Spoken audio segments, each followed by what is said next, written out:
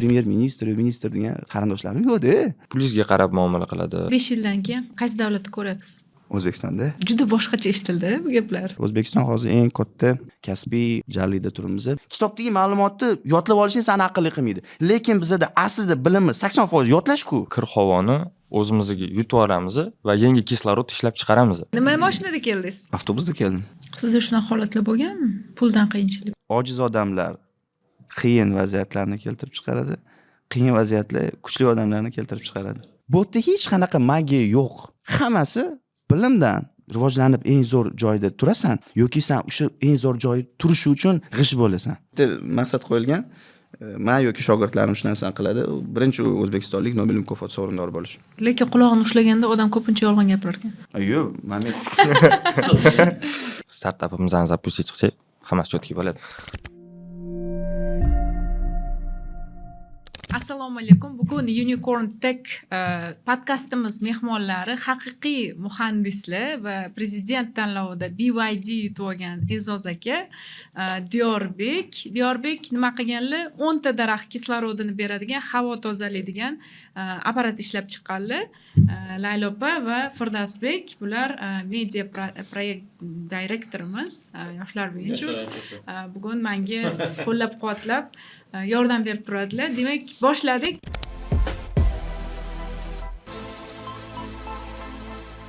Kimdan boshlaymiz? Kattalarga so'z beramiz. Kattalarga so'z berar ekanmiz. Rahmat. Yosh Yosh o'tgan. BYDlar yaxshimi? Haydab yuribsizmi? To'g'ri, men birinchi 2 kun sal haydab ko'rdim, keyin hozir adam haydab yuribdim. Men adamga sovg'a qildim. Bu degani yana bitta BYD balki degan. Menga yoqib qoldi. Juda ham xavfli narsa ekan rulga o'tirish, chunki yaxshi ko'rib qolar ekansan. Endi yo'q, nasib qilsa endi balkim shu belgi bo'lgandir.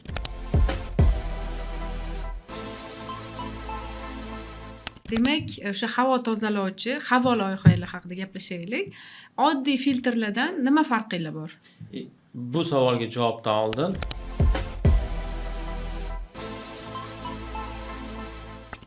agar biz shuni territoriyalar bo'yicha yursak, maskani keragi bo'lmaydimi? Endi yaxshi savolingiz uchun kattakon rahmat. Aktual savol. O'zi bu yoqqa kelishim asosiy sababi hozir men bu shogirdim loyihasi bu. Aslida shogirdimni o'zi chiqishni xohlatdim, qo'ymadilar hozir. Men ularni ko'rsin deb loyihani. Men o'qituvchimsiz, Nikuda.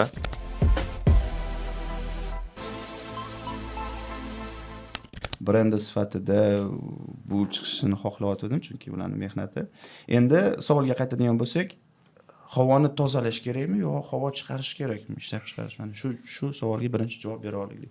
Havo tozalash deganda bizda havodagi zarralarni yig'ib olamiz bir joyga. Keyin qolgani bizga qaytib keladi. Mana bu tozalash. Unda mexanik filtrlar asosan ishlatiladi. Uni hammamiz bilamiz. Hozirgi paytda havo tozalovchi uskunalar hammasi deyarli shunaqa ishlaydi. Bizning texnologiya nimaga asoslanadi? Bizning texnologiya yer paydo bo'lgan joyga asoslanadi, chunki ko'pchilik aytadi, daraxt ko'p kislorod chiqaradi deb. Aslida suv o'ti eng ko'p kislorod chiqaradigan narsa. Bu hozirgacha bor texnologiya va biz nima qildik? Biz o'yladikki, kelinglar har bitta odamning uyida kichkina okean bo'lsin, kichkina okeancha va suv o'tli bo'lsin. U kislorod chiqaradigan bo'ladi va eng yaxshisi shundaki, bizda o'simliklarni har doim sug'orish kerak. Suv shuni sababdan quriydi. Suvni o'zida bo'lgan suv o'tichi u qurimaydi. Agar kamayib qoladigan bo'lsa, suv o'zidan o'zi to'lsin, xabar bersin nima bo'lyapti, nima jarayon bo'lyapti. Elektr quvvatini o'zi quyosh panellari orqali ta'minlasin degan narsa g'oyamiz bor edi va shu yerda bizning shogirdimiz bilan Diyor bilan shu kelib bioreaktor yasab ko'ramiz dedik. Intellektual tizimga asoslangan. Biz ikkalamiz ham hardware dasturchimiz, biz mikrokontrollerlar, datchiklar bilan ishlaymiz, odamsiz ishlashi uchun. Bizning asosiy vazifamiz suv o'ti qurib qolishi kerak emas, nobud bo'lishi kerak emas va ishlayverish kerak. Hop, qizig'i nimada? Masalan, hozir biz ko'chada yuramiz. Avtomobilda ketayotganingizda kelinglar daraxtlarni sanab chiqamiz. 1, 2, 3, 4, 10 gacha. Necha metr joy oladi ular? Qancha hajm joy oladi? Bu birinchi savol. Ikkinchisi, ular joy oladi. Endi bizda bo'lsa, hozir yoritish vositalari bor. Yoritgichlar deyiladi. Ruschasiga aytganda fonarniy stol. O'shani o'rniga bizning bioreaktor joylashtirilsa-chi. Va tepasida yorituvchi joy, yorituvchi moslama, quyosh paneli yoritadi. Plus bizga ozgincha quvvat beradi sirkulyatsiya uchun. Ustida siz apparatisiz. Ichida. Ichida. Ya'ni yoritgichning tanasi bu bizani bioreaktor, tepasi bu bizani yoritgichi bo'ladi. Bo'ldi. Shu bilan ketaveradi. Nimaga biz u narsani qila olmaymiz? Mana biz hozir katta maqsadimizdan shuni qildik. Hozircha biz kichkina uskunalar kapsula sifatida tijoratlashtirishga qadam bosdik va hozirgi paytga biz kutmadik, biz loyihani 1 yil oldin boshladik va hozirgi mana bu bo'layotgan voqealardan keyin ancha inglizchalab aytganda must have narsaga aylanayapti. Biz juda ham xursandmiz, bizning startlab loyihamiz shunchalik hozir e'tiborda o'zi aslida yetib kelganimizga. xursand bo'ladigan narsa ham emas, bunday o'ylab qaraydigan bo'lsa, havoni bo'layotgan Lekin yechim borligidan yechim borligi yaxshi. Biz bu narsani oldindan ko'ra olish bizga berilgani uchun xursandmiz. Sizlar uchun xursandchilikda. Biz uchun bu Interstellar. Umuman havo haqida nima fikringlar hozirgi holat haqida? Mana mazut deyishyapti. Mazut yoqilgandan kelib chiqadigan tutunlarni shunaqa zarar deyishyapti-da. Shu haqida muhandislar fikri qanaqa? Siz olim desak ham bo'ladi, to'g'rimi? Olimlarni deylik. Yosh olimlarning fikri qanday bunga? Endi Yosh olimlar yashashni istaydi, nima deydi? hozir mana bunaqa narsaki, hozir bizda aytishyapti, chang ko'p, bizda ifloslanyapti deb. Astana bor, Olmata bor, Qozog'istonning boshqa hududlari, Toshkentga yaqin bo'lgan Shimkent bor. Ularda ham xuddi shu holat, bizdan ham to'qroq, quyuqroq. Men hozir berayotgan ma'lumotlardan keyin kelinglar tahlilga yetib kelamiz. Endi keyingisi mazut to'g'risida ma'lumot berildi. Xo'p, chang darajasi qanchaligi nega inobatga olinmadi? Nimaga demoqchiman? Bizda markaziy Osiyoda joylashganmiz, bizda hozir hududda cho'llanish darajasi ketmoqda. Suv resurslari ekstremal holda qisqargani uchun yer, agar o'zingizlar ko'rsangiz, sug'ormagan joy ko'rsangiz, dars ketib qoladi. Yorilib ketadi. Ozgincha kimdir qiziqsa, ventilyator bilan yoki fenni shundoq qo'ysa, o'sha qanchalik qanchalik chang ko'tariladi. Bu ikkita narsadan dalolat beradi. Birinchisi, biz kelajakni o'ylamayotganimiz, ya'ni hozir deytingiz mazut bo'lyapti, boshqa narsa bo'lyapti. O'zi aslida hammamiz aybdormiz. Masalan, Parnikda bo'layotgan holatda ham o'zingizlar ko'rdinglar, avtomobil shinalarini yoqishi, vaziyatni hamma ko'rib turdi qanaqa bo'layotganini, baribir davom ettirdik. Hammamiz muammomiz. Endi ikkinchisi, bu darak deyotganim suv resurslarini juda ham ekstremal holda qisqarib ketib qolishi, bu juda ham katta xavf. Nimaga? Ko'pchilik Afrikada suv yetishmovchiligi deydi va juda ham xavfli deyiladi. Lekin bizdagi aholi soni juda ham katta. Mana shunda va uni boshqarish ham qiyin bo'ladi. U meni fikrimcha bu ikkita narsa, boyga aytgan suv resurslarini qisqarishi va bizani bu narsaga bee'tibor bo'lganimiz.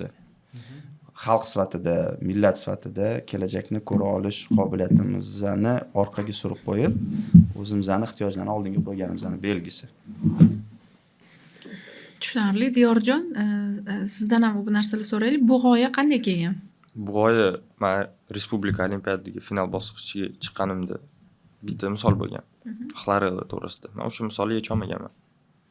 Keyin kelib E'zoz akamdan so'raganman. E'zoz akam shu misolni tushuntirib, xlorella nimaligini tushuntirib, keyin bioreaktor yasash, aqlli bioreaktor yasash ideya kelgan. Shu bilan biz shu yo'lni tanladik, bioreaktor yasadik va $10,000 yutib oldik. O'sha konkursda $10,000 yutib oldik. $10,000 yutib oldik. Grant. U bioreaktorizma ko'rdim, tashqi ko'rinishini, maketini ko'rsatdilar. Sizlarni eshitishim bo'yicha mana shu maketni sizlar Amerikaga sotib olgansizlar, to'g'rimi? 24 ta устройство Amerikaga sotganmiz.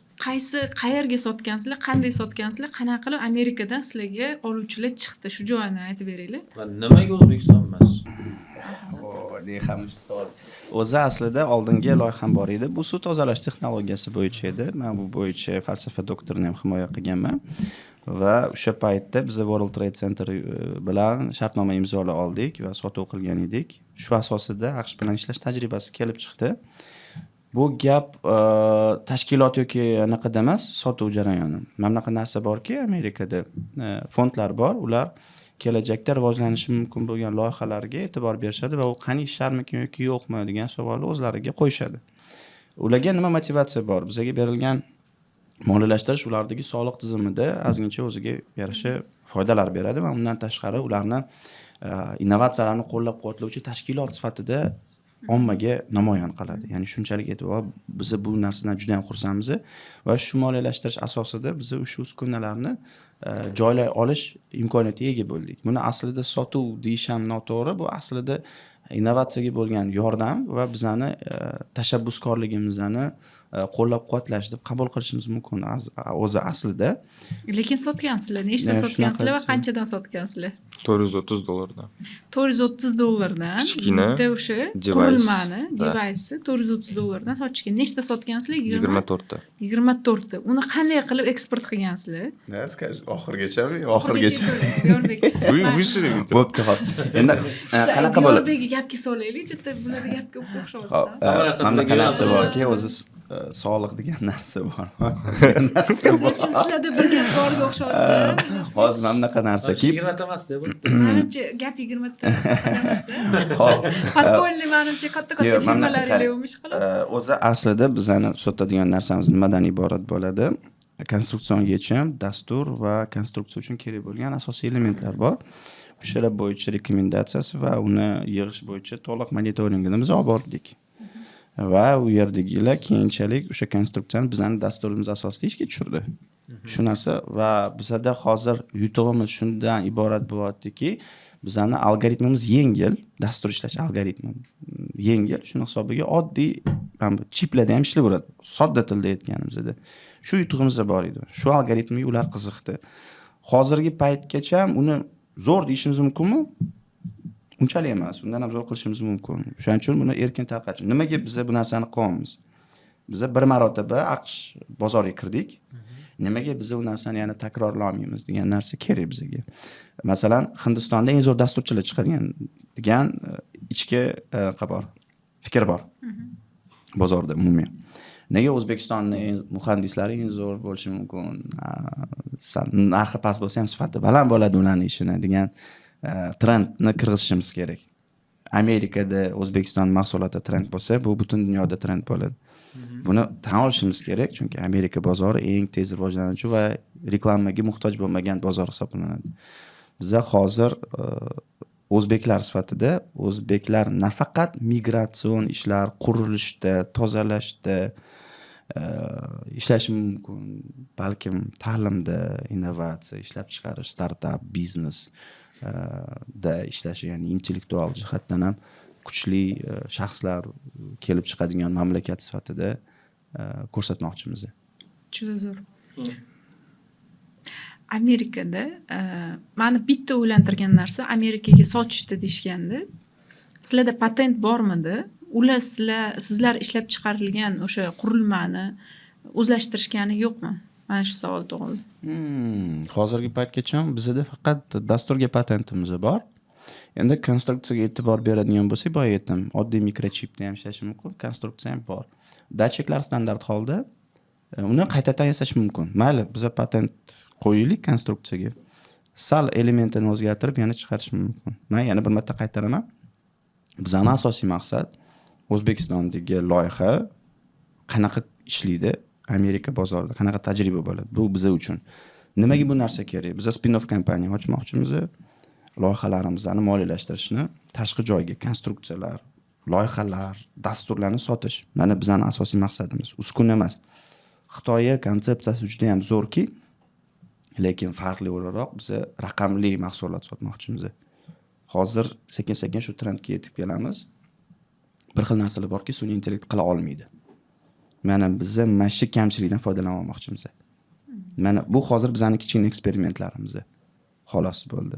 Men bu sotuv bo'yicha va summasi bo'yicha yetadigan bo'lsak, biz uskuna keyingi loyihalarimiz uchun bu narsani investitsiya kirgizamiz. Biz hozir yangi iPhone, tonirovkali Gentra, hozir bizani eshitayotgan 16 dan 17 yoshgacha bo'lgan yuqori anaqa o'smirlar deduktiv qobiliyatga ega bo'lgan shaxslar uchun aytmoqchiman.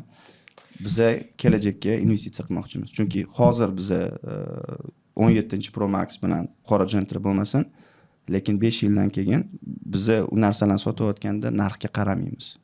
Mana shu konsepsiyani butun O'zbekiston xalqi va yoshlari shu narsani qabul qila olishi kerak. Hozir qotgan non bo'lish kerak, umrbod go'sht yeyish uchun.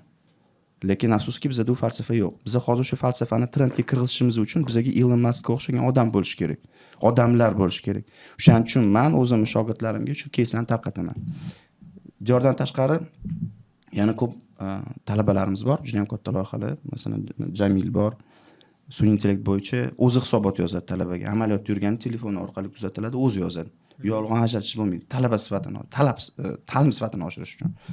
Undan tashqari bizda yana maktab o'quvchilarimiz bor. Ular hakatonda universitet talabalarini yutib qo'yishdi, birinchi o'rin bilan olishdi.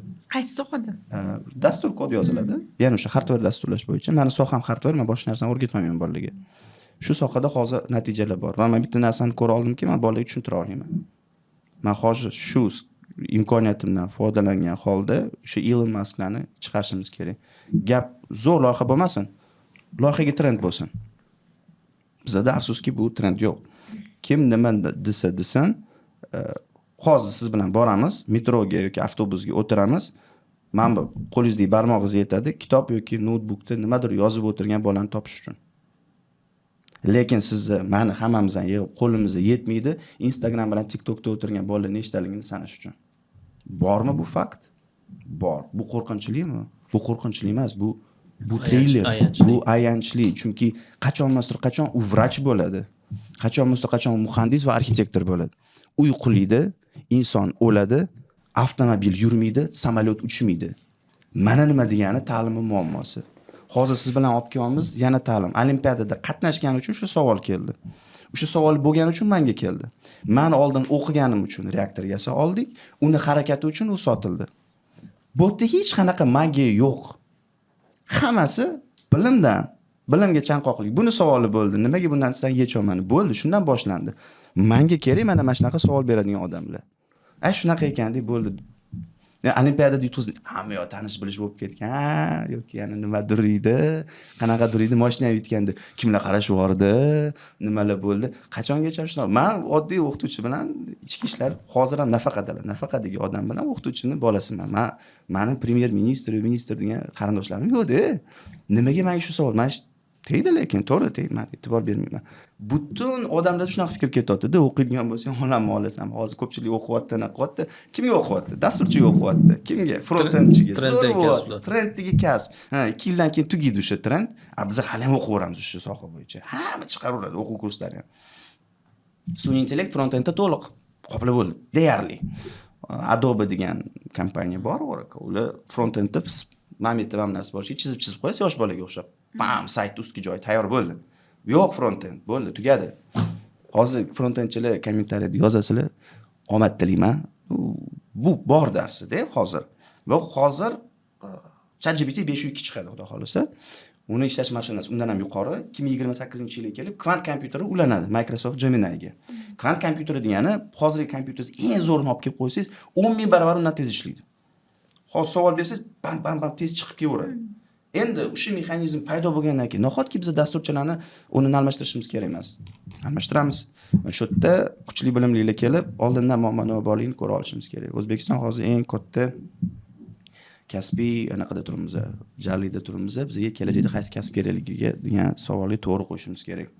Sizni fikringizcha, endi men shunaqa tushundimda, hozir qaysi tomonda kelajagimizni o'ldirib o'qimiz? Men unaqa demadim. Yo'q. Men shunaqa tushundim. Kelajagimiz qaysi ma'noda o'ldirib oldik? Barmog'imiz yetmaydi. TikTok, Shorts yoki Instagram Reels ko'rib o'tirgan bolalarni sanash uchun. Lekin kitob va notebook nimadir chiqib turganlarga menimcha bitta qo'limizda o'zi ham yetadi, ikkita qo'l emas. Meni fikrimcha metroga tushadigan bo'lsak. Nima qilsa yosh olimlar paydo bo'ladi bizda? Nima qilish kerak sizningcha? Biz o'tirib zamonaviy kasb, SMM, marketing deylik yoki startap qilishimiz kerak, o'zimiz rivojlanamiz degan narsa bo'lyapti. Bu ilm yo'liga kirish uchun nima bo'lish kerak yoshlar? U juda ham zo'r savolda. Masalan, bitta anaqa bor, penitsilin degan dori borda. U Ikkinchi jahon urushi paytida millionlab, agar milliardlab bo'lmasa, odamlarning hayotini saqlab qolgan dorida. Kim o'ylab topgan, bilasizmi? Yo'q. Endi menga o'zbekistonlik 3 ta eng zo'r tomosha qiladigan bloger otini aytib bera olasizmi? Misol uchun Jamshid Ziyoxonov bir. Ikkinchisi o'zbekistonlik deyishim. Mayli bo'y. Okay, o'zi kim ekan o'zi? Pensilin o'ylab topgan. Pensilin yo'q. Men boshqa tarixini eshitganman, esim kelmayapti. Da, u o'zi aslida qanaqa bo'ladi? Probirkani yuvishga erinadi-da, tashib ketadi yordamchisi. Qaytib kelsa, qarasa mog'ol paydo bo'ladi. Bundoq qarasa mog'ol o'syapti. Voy deydi, agar buni ichida anaqa bo'lsa, nimadir o'ldiryapti. O'shani mog'ol chiqyapti. Ya'ni bakteriyani o'ldirish mumkin ekan deydi. O'shani hisobiga sepsis yo'qolganda, urush paytida barmog'i sal kesilib ham infeksiya kirsa bo'ldi. O'sha bu degani sizni bemalol salafanga o'rasa bo'ladi degan edi-da. O'sha narsani bartaraf qilgan buyuk shaxslardan biri. Men hozir nimaga javobini ham aytmayman. Iltimos bizning podkast ko'rayotganlar, ChatGPT yoki Google yoki joy qadr kiringlar-da, militsionerni kim o'ylab topgan? Mana foydali podkastdan ma'lumot. Endi nimaga hozir shu savol berdim? Bloger masalan, Dilimi, yana kimdirlar bor, Mittivayn, men ularni juda ham yaxshi ko'raman, orasida juda ham foydali narsalar qilishadi, lekin haqiqiy juda ham ko'p. Men cholga o'xshab, nima deysiz deysiz, menga farqi yo'q, chunki haqiqiy bilan bizga keladigan qurma. Hamma uni biladi, lekin pensilin kim olib topganini bilmaydi. Bizda foydali narsaga bo'lgan trend yo'q. Mana trendlar qiladigan Instagramingizdan olib kelib qo'ydim. Endi qarang, Koreyada bo'ldim va u yoqda Koreya universitetida bo'ldim, shunaqa Korean University. Kirib keldim, shundoq kirib kelishim o'zida. Bolalar nimadirlarni qarashyapti. Yozishyapti, o'qishyapti, qarashyapti, yozishyapti, bir-biri bilan debatda bo'lyapti, volontyorlar emotsiyalar bilan yurakdan yordam beryapti, ko'ngli ko'ksiga qo'yib turib, tezroq o'tib keta qolmayapti. Qarash, suhbat qilgisi kelyapti, siz bilan kontakt qilgisi kelyapti. Kutubxonaga ham kirdik. 5 xonali, 5 etajli kutubxona. Oldidan katta anaqa delegatsiya o'tib ketyapti, hamma rasmlarga olyapti. Bola o'tiribdi, nimadir ishlab, unga umuman farqi yo'q. Hozir oldidan bilmayman, Ariana Grande o'tib ketmaydimi? Ya'ni Michael Jackson tirilib o'tib ketmaydimi ashula aytib. Unga umuman farqi yo'q. O'zini dunyosida yashayapti. Va uni faqat bittagina stimuli bor, u tezroq bilim olish kerak. Yaxshi odam bo'lish uchun. Yaxshi odam bo'lish uchun nima keragi borligi. Iqtisodiyot juda ham rivojlanganda bitta joyi bor. Yo'q, sen rivojlanib eng zo'r joyda turasan, yoki sen o'sha eng zo'r joyda turish uchun g'ish bo'lasan. Dahshatga. Mana tanlash kerak. Yo'q g'ish bo'lasan, yo'q o'shaning ustida o'tirasan. Shu narsani biladi. G'ishlikning nima yomonligi bor? Ota-ona o'sha g'ishligingni ko'radi. Yetishtirgan narsasi g'ish bo'ladi. Shu g'ishligingni ota-onangga ko'rsatish yaxshimi degan savolga javob bitta narsa, yo'q. Yomon. 4 yil o'qitib turib diplom oladi-da, diplom faqatgina stol qiyshaganda tagiga qo'yadigan qog'oz bo'ladigan bo'lsa, bu o'qish emas. Bu umuman o'qish emas. Kimdir kasb yo'q, joy yo'q deyapti. Harakatinglar bo'ladi. Bu yerdan o'tkazib, momentda o'ylab, o'tdan so'rasang bo'ladi. Boshqa hech narsa yo'q. Men hozir moddiyatga men shunchalik yomon ko'raman, kiyinishingizga qarab, nimangiz apparatingiz bor, kim qanaqaligi, magazinda, ishxonada qattiq boshi chiqib olishadi. Koreyada kirib kelganingizda sizga anaqa kelganingiz uchun rahmat deydi, narsa sotib olganingizdan keyin ikkita qo'l bilan beradi-da, bizdan sotib olganingiz uchun rahmat. Chunki unga uyga baraka kelyapti. Savol, kim aslida musulmon bo'lyapti? Men hozir nimaga bu narsaga kelyapman? Bilim bilan dunyoviy narsani tushungan odamgina u yoni tushuna olishi mumkin. Dunyoviy narsani asli she'r yodlab olish seni aqlli qilmaydi. Kitobdagi ma'lumotni yodlab olishing seni aqlli qilmaydi. Lekin bizda aslida bilimni 80% yodlash-ku. Tushunish emas. Formaldagi harflarni almashtirish mumkin. Mantiq o'zgarmaydi-yu. Nega shu narsa tushuntirilmaydi? Nega tezlik bu v? V teng s taqsim t. V teng s taqsim t emas. Masofa vaqtga nisbatigina harakatni beradi. Biz masofani qo'yib, qanchada erishishimiz mumkinligini bilsagina o'sha natijaga yetamiz. Mana nima falsafa. Nega hech kim o'qimaydi rostdan? Hozir kimdir o'qish kerak boshqa narsa. To'g'ri o'qish uchun o'zi bilmagan odam qanaqa o'rgatadi to'g'ri o'qish kerakligini? Reforma qilish kerak ta'limni. Ta'lim falsafasini tushunish kerak. Bilim bu kuch bu pul. Mana shunaqa bo'lish kerak. Teskarisi emas. Pulni olsam kuchli bo'laman hozir. Falsafa teskari bo'lish kerak o'zi aslida. Hozir mana yoqqa chiqamiz, bizlar bizneslar nima? Milliy taom, dorixona, o'quv markazi. Milliy taom, o'quv markazi, dorixona. Hammasi ichki pullar aylanmasi. Mana hozir mana shu yuramiz. O'zi aslida tashqaridan ma'lumot kelish kerak. Mana hozir o'zi ko'p gapiraverman o'zi. Mana masalan Amerikaga sotgandan keyin menga shaxsiyimga Instagramda yozgan bitta narsasi bo'ldi. Siz nimaga Amerikaga sotyapsiz? Men tashqaridan investitsiya olib kelyapman. Manda ham shu savol bor. Nimaga O'zbekistonda shunaqa havo rasvo bo'lib yotganda sizlar Amerikaga sotyapsizlar? Nahotki sizlarda O'zbekistonda odamlar chiqmadi, biz yordam beraylik Yo'q, sizlarga. bo'ldi. Hozir biz alohida aytmoqchimiz, mana Diyor Beyni juda ham zo'r Murad Buildings kompaniyasiga borib ofis direktorini topib kelinglar qilamiz, ular ham aytdilar, yaxshi prototip yasab beradigan bo'lsanglar, ketdi bosamiz deyilib, biz hozir yana boshqatdan qaytamiz. Uskunani biz uskuna emas, biz dastur bilan konstruksion yechimni sotdik. Olimlar sizlar. Konstruksion yechim bilan dastur sotdik. Yana bir marta qaytaman. Bu yerda apparatni korobkaga solib turib, men eshitayotganligi. Poyezdga yoki samolyotga tiqib olib ketganimizda yo'q. Biz konsepsiya bilan nimaga kerak? Pul aylanmani qilib olganimizdan keyin biz to'liq ishga chiqarish, amalga oshirishimiz mumkin. Mablag' olgan. Mablag', nimaga bu narsani biz xohladik? Tashqaridan mablag' qanaqa bo'lishiga o'zimizga javob berishimiz kerak edi. Shuni qila olamizmi yoki yo'qmi degan. Oson edi hozir. Aloqa ventures manbalarni qilib juda ham ko'p bizga investitsiya beradigan. Biz o'zimizga biz shu marraga yeta olamizmi degan narsani qanaqa sezamiz? Tayyor startap ideyada buni startap qilib, investitsiyalar tortib, rivojlantirishni o'ylab ko'rmadinglarmi, Diyorbek? Hozir rivojlantiryapmiz. Endi boshlaydi. Konsepsiyasi bor demak. Da. Aynan O'zbekiston sharoitida mana ko'chalarga qo'yishni aytdinglar. O'sha ko'chaga qo'yilgan, bitta fonar ustiga qo'yilgan narsa qancha maydonni tozalab beradi? Yana bir marta tozalab kislorod chiqarib beradi.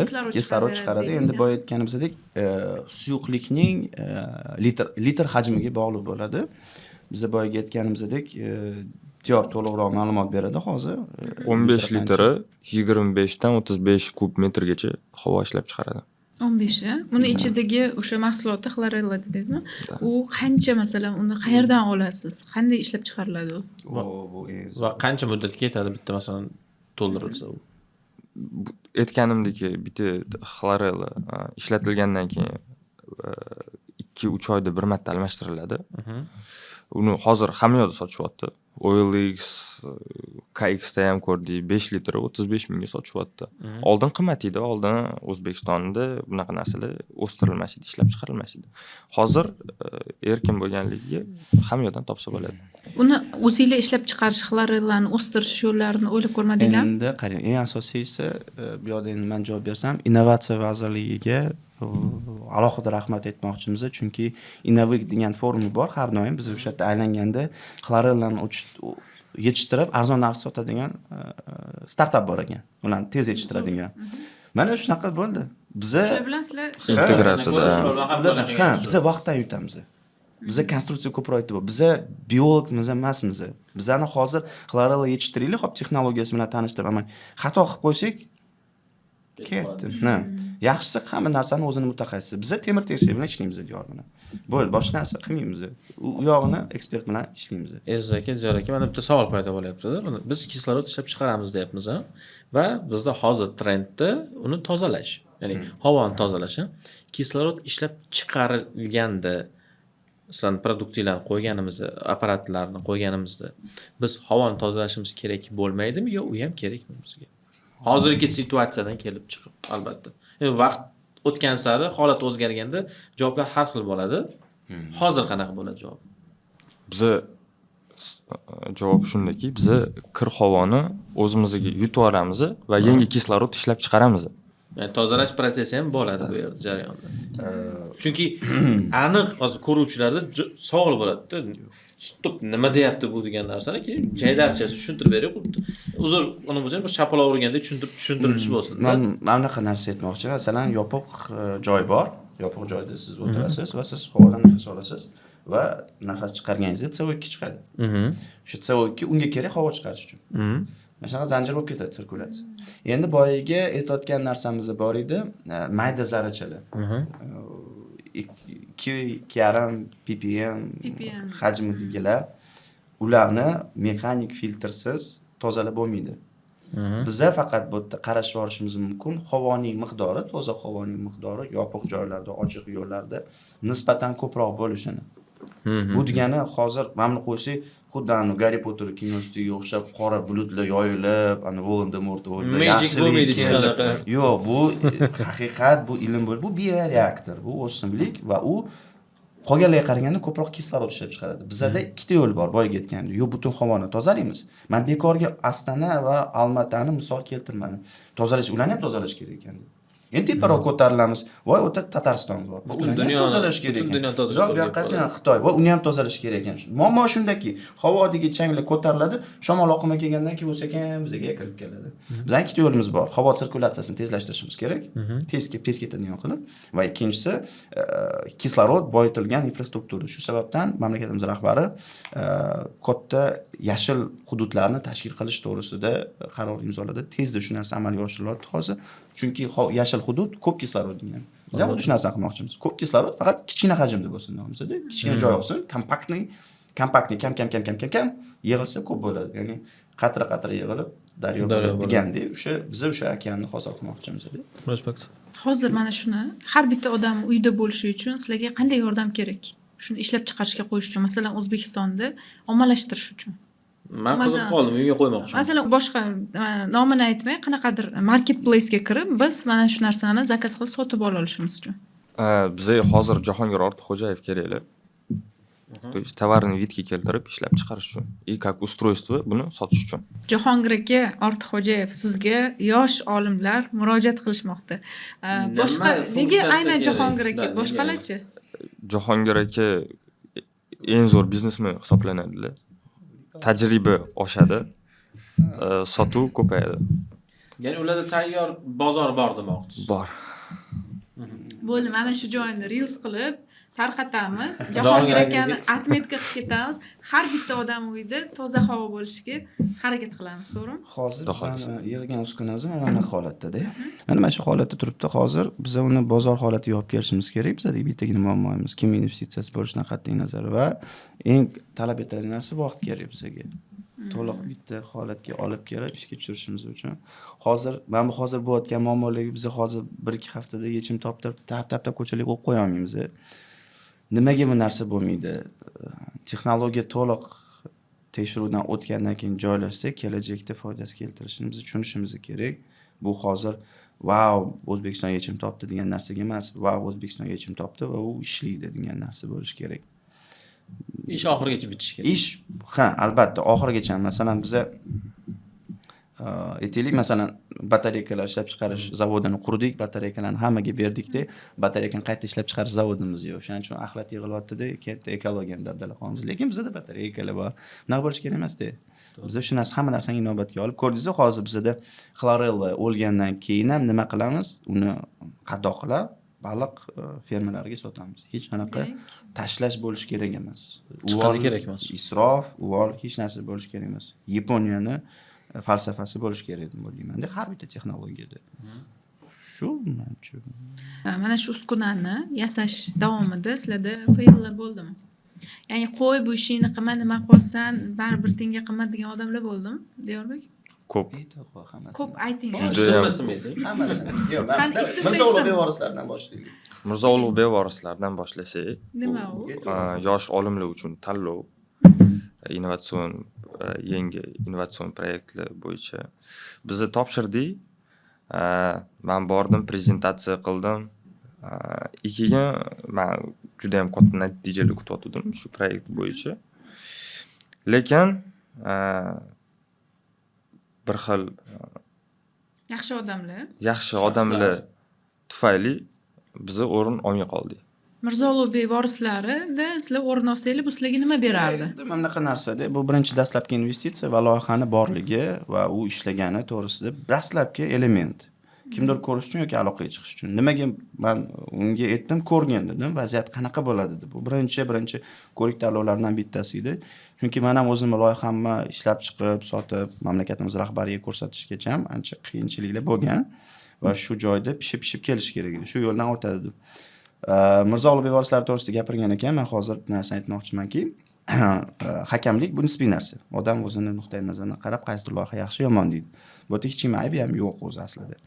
Lekin bitta joy borki, mana shu Mirzo Ulug'bek vorislarida har yili qanchadir miqdordagi loyihalar yutadi. Endi savol, qayerda o'sha loyihalar? Savol. Endi mana Mirzo Ulug'bek loyihasi g'oliblari qayerda? Mana yutmagan bolalar mana Amerikaga mahsulotini sotyapti.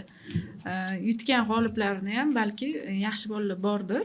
Ular nima Sizlarga, qilyapti hozir? Va ular nima qilyapti? Qiziq. Endi hamma yutganlar orasida joriy qilganlar ham bor. Men alohida aytmoqchiman, masalan, Agraqanot degan loyiha men juda ham yaxshi ko'raman ularni, chunki ular loyihani qilib ishga tushirdi. Bu maxsus vertolyot shaklidagi dron, u shamolda ham ishlashi mumkin. Men uni ko'rdim, uchirishdi ham, qishloq xo'jaligi vazirligiga borib, kelinglar qilamiz, shunaqalar bor. Ko'p. Men Mirzo Ulug'bek vorisida qatnashayotganlar bilan faxrlanaman, har bitta ishtirokchisi bilan. Lekin orasida g'oliblik uchungina qatnashganlari bormi yoki yo'qmi? Bu birinchi savol. Ikkinchi savol, agar siz g'olib bo'lgan bo'lsangiz, sizning loyihangiz qayerda? Keyin siz moliyaviy rag'batlantirish oldingiz. Savol, shu moliyaviy rag'batlantirish qayerdan kelib chiqdi? Qancha pul berishadi? Endi berishadi, farqi yo'q. Endi beriladi. Kattami kichkinami rag'batlantirish. Bu xalqni sizga bildirgan ishonchi. Va siz shu ishonchi qanaqa oqlayapsiz? Mana yana qaytadan boyiga qaytamiz. Nimaga setdingiz, innovatsiya yo'q. Falsafaga qarabda kimdir rag'batlantirish uchun yutadi. Kimdir loyihani ishga tushirish uchun yutadi. Mana shularni biz farqlay olishimiz kerak-da. Gapingizdan bitta narsani sezib qoldim. Siz shunda davlatimiz rahbariga bu loyihani taqdim qilganmisiz? Men suv tozalash uskunamizni aytganimdek AQShga bu ishlayapti. Maydan beri hozir mana xudoga shukr, hali bizildigan gap yo'q. Bu boshqa uskuna shunda. Diffuse IT. Bu Diffuse IT degan loyiha. Berib keting. Hozir Diffuse IT degan loyihamiz bor. U suvni aniqlab, ya'ni suyuqlikni aniqlab, ifloslanish darajasini va maxsus algoritmga qarab tozalaydi. Qanaqa tozalash kerak? Kamroq elektr energiya ishlatib, ichimlik uchunmi yoki sug'orish uchunmi yoki ikkilamchi ehtiyojlar uchunmi? Shunaqa suv tayyorlab beradi. Mobil olib yuriladigan uskuna. 1 tonnagacha soatiga suv tozalay olishi mumkin, maksimal qiymati. Nimaga kerak? Dalaga, qishloqda qayerdadir olib kelinadi, quyosh paneliga qo'yiladi. Shlankasi maxsus datchikli suyuqlik kimda qo'yiladi, tugma bosiladi, bo'ldi, hech narsani o'ylamaydi. Suv tayyorlab ichishga, sug'orish kerak. Ketaveradi. Mana shunaqa loyihamiz bor edi. Men undan bakalavrdan beri ishladim bu loyiha bo'yicha va hisoblab chiqsam 9 yil davomida to'liq shakllantirganman loyihani. Va startap ketgan. Men yana qaytadan aytaman, texnologiya to'liq joriy qilinib ishlatilmasa, u ish emas. Va nimaga 9 yil ko'p tuyuladi? Bakalavrni boshlagan bo'lsam, bakalavr dissertatsiya, magistrlik dissertatsiyasi va oxirgi PhD'da startap qilib moliyalashtirib olib, uskuna olib sotdim, keyin menga ilmiy daraja berildi. Nechta sotdingiz? Hozir O'zbekistonda 7, Amerikada bitta, o'sha 8 ta sotdim. Uni narxi qimmatmi? Yo'q, $3000 bu umumiy tozalash, hozirgi bor tozalash uskunalaridan arzonroq, chunki eng katta bizlar bilan birga sotiladigan uskuna, eng narxi arzoni u $4700. Farq shunda, ularniki bizilib qolsa, o'ta mutaxassis qayerdandir yetib kelish kerak. Biz Toshkentda shunda uzoqligiga qarab tez-tez poyezdga o'tiramiz, yetib kelamiz. AQShga sotgan uskunalaringizga garantiya berasizlarmi? Qanday u? Endi qanaqa holat boyagida aytganimizdek, masalan, men loyiham keladigan bo'lsak, biz 7 ta birinchi O'zbekistonda har xil hududda, u Xorazm bo'ldi, u Qoraqalpog'iston bo'ldi, ekstra holatlar ham yana aytishim kerak. Birinchi paket desangiz, yarim litr, xuddi mana shu stakanni hajmida suvni tozalagan, odam peshobini tekshirib ko'rganmiz tozalash uchun. Ya'ni shunaqa testda. Undan tashqari, Cat Science Accelerator degan dastur bor, u yerda ilg'or texnologiyalar markazi bor O'zbekistonniki. U yerda bizga test o'tkazib berishdi, hamma imkoniyatlar bo'yicha va xulosa berishdi, uskuna ishlaydimi rostdan yoki yo'qmi. Men o'shandan keyin loyihani keyinchalik rivojlantirishni boshladik. Ya'ni kimdir aytadi, imkoniyati yo'q, iloji yo'q. O'zi aslida O'zbekistonda juda ham ko'p imkoniyat bor. Faqat biz qidirmaymiz va bo'lmaydi. Masalan, ilg'or texnologiya markazi menga tekinga tekshirib berishdi narsani. Va xulosani ham berishdi. Sababi men o'sha akseleratorda qatnashdim 6 oy davomida. Foydalana olish qobiliyatida. Bu Amerikada bo'lish shart emas, startap qilish uchun. Diyorbek, mana shu loyihani ikkalayda o'ylab topdinglar, to'g'rimi? Ideya sizdan ham chiqqan ekan. Shunda ulush masalasi qanaqa bo'lyapti? Bu loyihada sizning ulushingiz bormi? 50 ga 50. Qonuniy buni shakllantirgansizlar.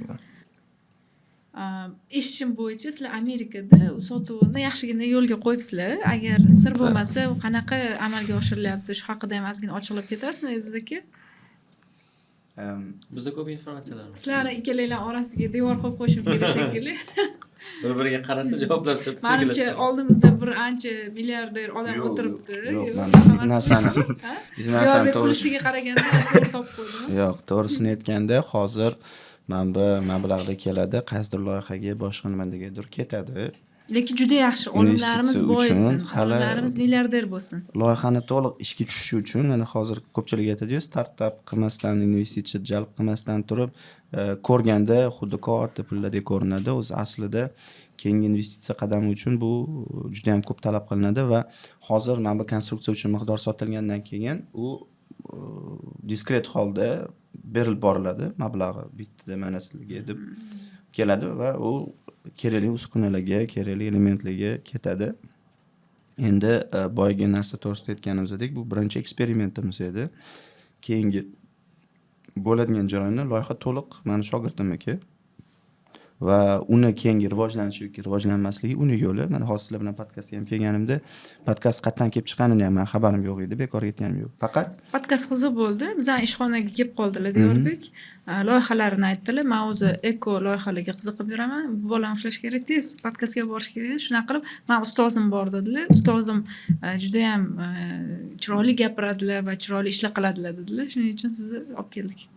men o'shanda ham aytgan edim, o'zi loyihaning rahbari bu o'sha podkast bo'lgani ham menga faqat qachon murojaat bo'ladi, qat'iy o'xshamadi, nimagadir topshirmoqchimiz, moliyalashtirishda nima qilamiz degan nuqtalarga taqalsagina keyin men qo'shilaman.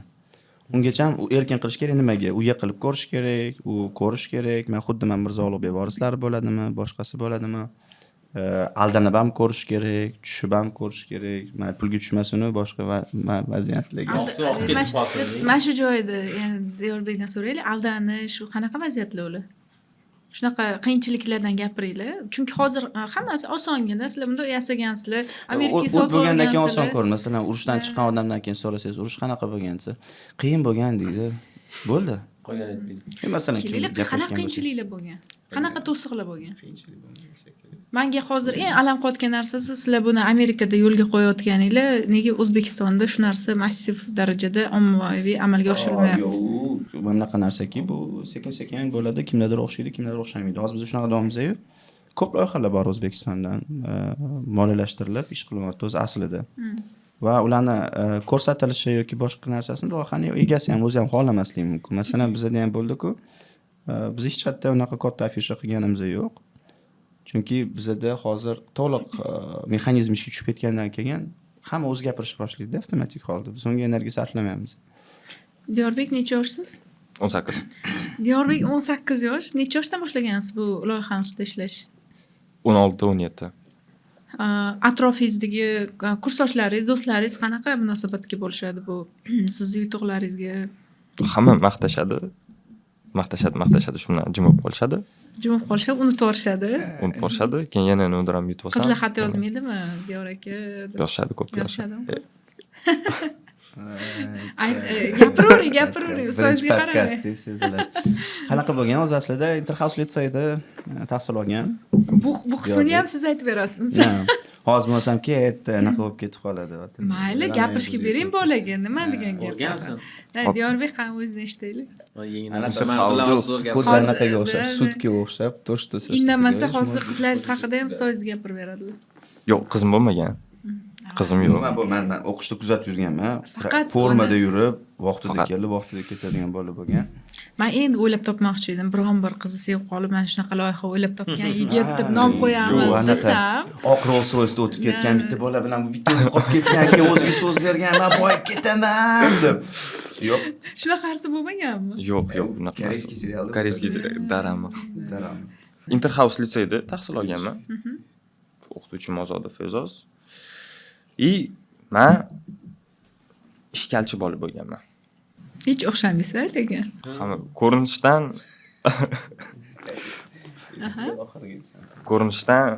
to'g'ri o'xshamayman, lekin ko'p bolalar bilan urishardim, o'qituvchilar bilan urushib qolardim.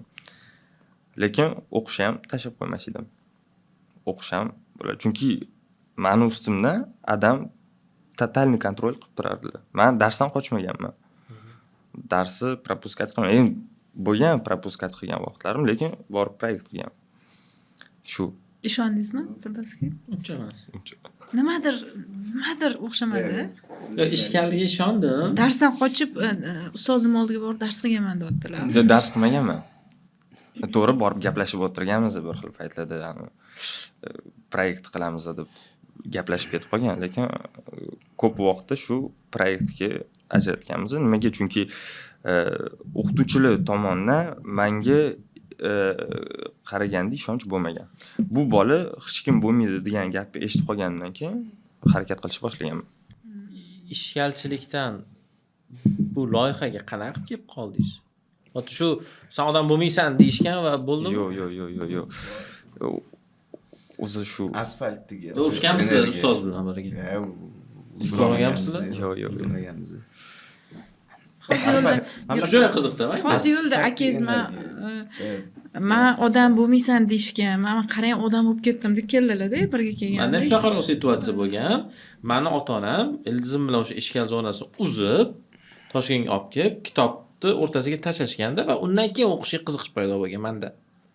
Sizda shunaqaroqmi? Shu menga yaqinlik bordi. Yo'q, bunaqa bo'lmagan. Просто bilmayman endi qanaqa описать qilsa bo'ladi. Ayturing, Xarakter bemalol. sal сложный romanda. Qiyinroq xarakter. Bo'lib, shuning uchun hammamdan ham chiqish urmayman. O'shanga men mana o'qituvchilar bilan chiqishmaganman. O'qituvchilar bilan menda munosabat juda ham yaxshi bo'lmagan. Xarakterimga qarab o'qituvchilar bu bola o'qishga kira olmaydi, bu bolaning достижениялari bo'lmaydi deyishgan. Siz buni eshitib qolgansiz. Yo'q, menga o'qituvchilar ham bolalar ham aytishgan, anaqa skrivat qilishmagan. To'g'ri aytishgan. Siz ham aytgansiz. Yo'q. Men eng qizig'i men unga dars bermaganman. Interhouse litseyiga meni chaqirishgan как professor dars o'tishimiz uchun. O'zim rus zabon hozir yaqinda rus tilida dars o'tib keldim, o'shanga tilim yoqilishi qiyin bo'lyapti. Va qanaqa bo'lgan, bizda loyihada Germaniyaga imkoniyat bor edi, yutib o'sha joyda startap loyihani ko'rsatishga va ikkita loyiha ketishi mumkin edi butun O'zbekistonda. Va biz loyihalar tayyorlashni boshladik. U yoqda Diyora ham jamoasi bor edi. Menga yoqqan joyi ko'p loyihalar keldi. Qilamiz deyishdi. Xo'p, mana qilamiz, vazifa beraman. 27 ta bola edi. Uch kundan keyin yo'q qolishadi. Chidash olmaydi. Chunki men oldiga kelib boshda turib mana qilaman. Men har doim faqat yo'l ko'rsataman. Tushuntirib, eshitgan, ketgan bola loyiha ola oladi. Eng kam ma'lumot berganim Diyoriyda, ular qanaqa loyiha qilmoqchi edi? Asfaltga quyosh panelini qo'yib, elektr energiya ishlaymiz deb keldi. Shunaqa jiddiy qarab turibdi menga. Bizda super loyiha bor dedi. O'rtog'ini olib keldi. Ronaldoga o'xshagan o'rtog'i bor edi. Sochi ham shunaqa edi. Bizda super loyiha bor edi. Hechimga ketdik, bitta xona yo'q. Men hozir nimadir bo'ladi. Hech kim bilmaydi. Temir odamning kostyumi hech narsa emas edim. Nima qilamsan? Asfaltdan energiya chiqadi dedi.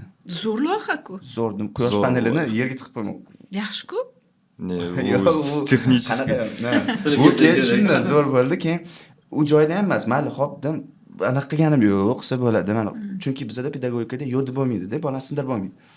Qilsa bo'ladi, anaqa qilib ko'r, men qidirib ko'rdim, yo'nalish berdim, o'qib, bo'ldi, dabdala bo'ladi. Ichingizda shunaqa loyiha bo'ladimi dedingizmi? Endi men jiddiy qaradim. Majburman. Chiqdi, yuz jiddiy qaradi. Yo'q, men ko'rib turibdi. Bildirdim. Jiddiy qaraganda qanaqa qaraysiz? Yuzingiz qanaqa bo'lgan? Ha, zo'r. Men aytadilar-ki, bildirdimmi, bildirmadim dedi. Ich boshqa narsa bo'lgan. Yo, motivatsiya berib yuboradi. Nima deganlar Diyorbek o'shanda borganingizda? Qilib ko'r, davay. O'sha asfalt bilan borganingizda nima deganlar, eslab ko'ring. Bo'ldi, problem yo'q, qilib ko'ramiz, davay. Sen qilib ko'rgin, mana shunaqa qilib ko'rgin, keyin aytasan deganlar. O'xshamasa aytasan deganlar. Chunki yo'lda bo'lmaydi. Bizda O'ktam Pardavich, bizning rektorimiz bundan bitta gap aytganlar, olim hech qachon bitta narsaga qat'iyat bilan aytish kerak emas. Ya'ni bu narsa bo'lmaydi deyish kerak emas, chunki hech kim bilmaydi. To'g'ri.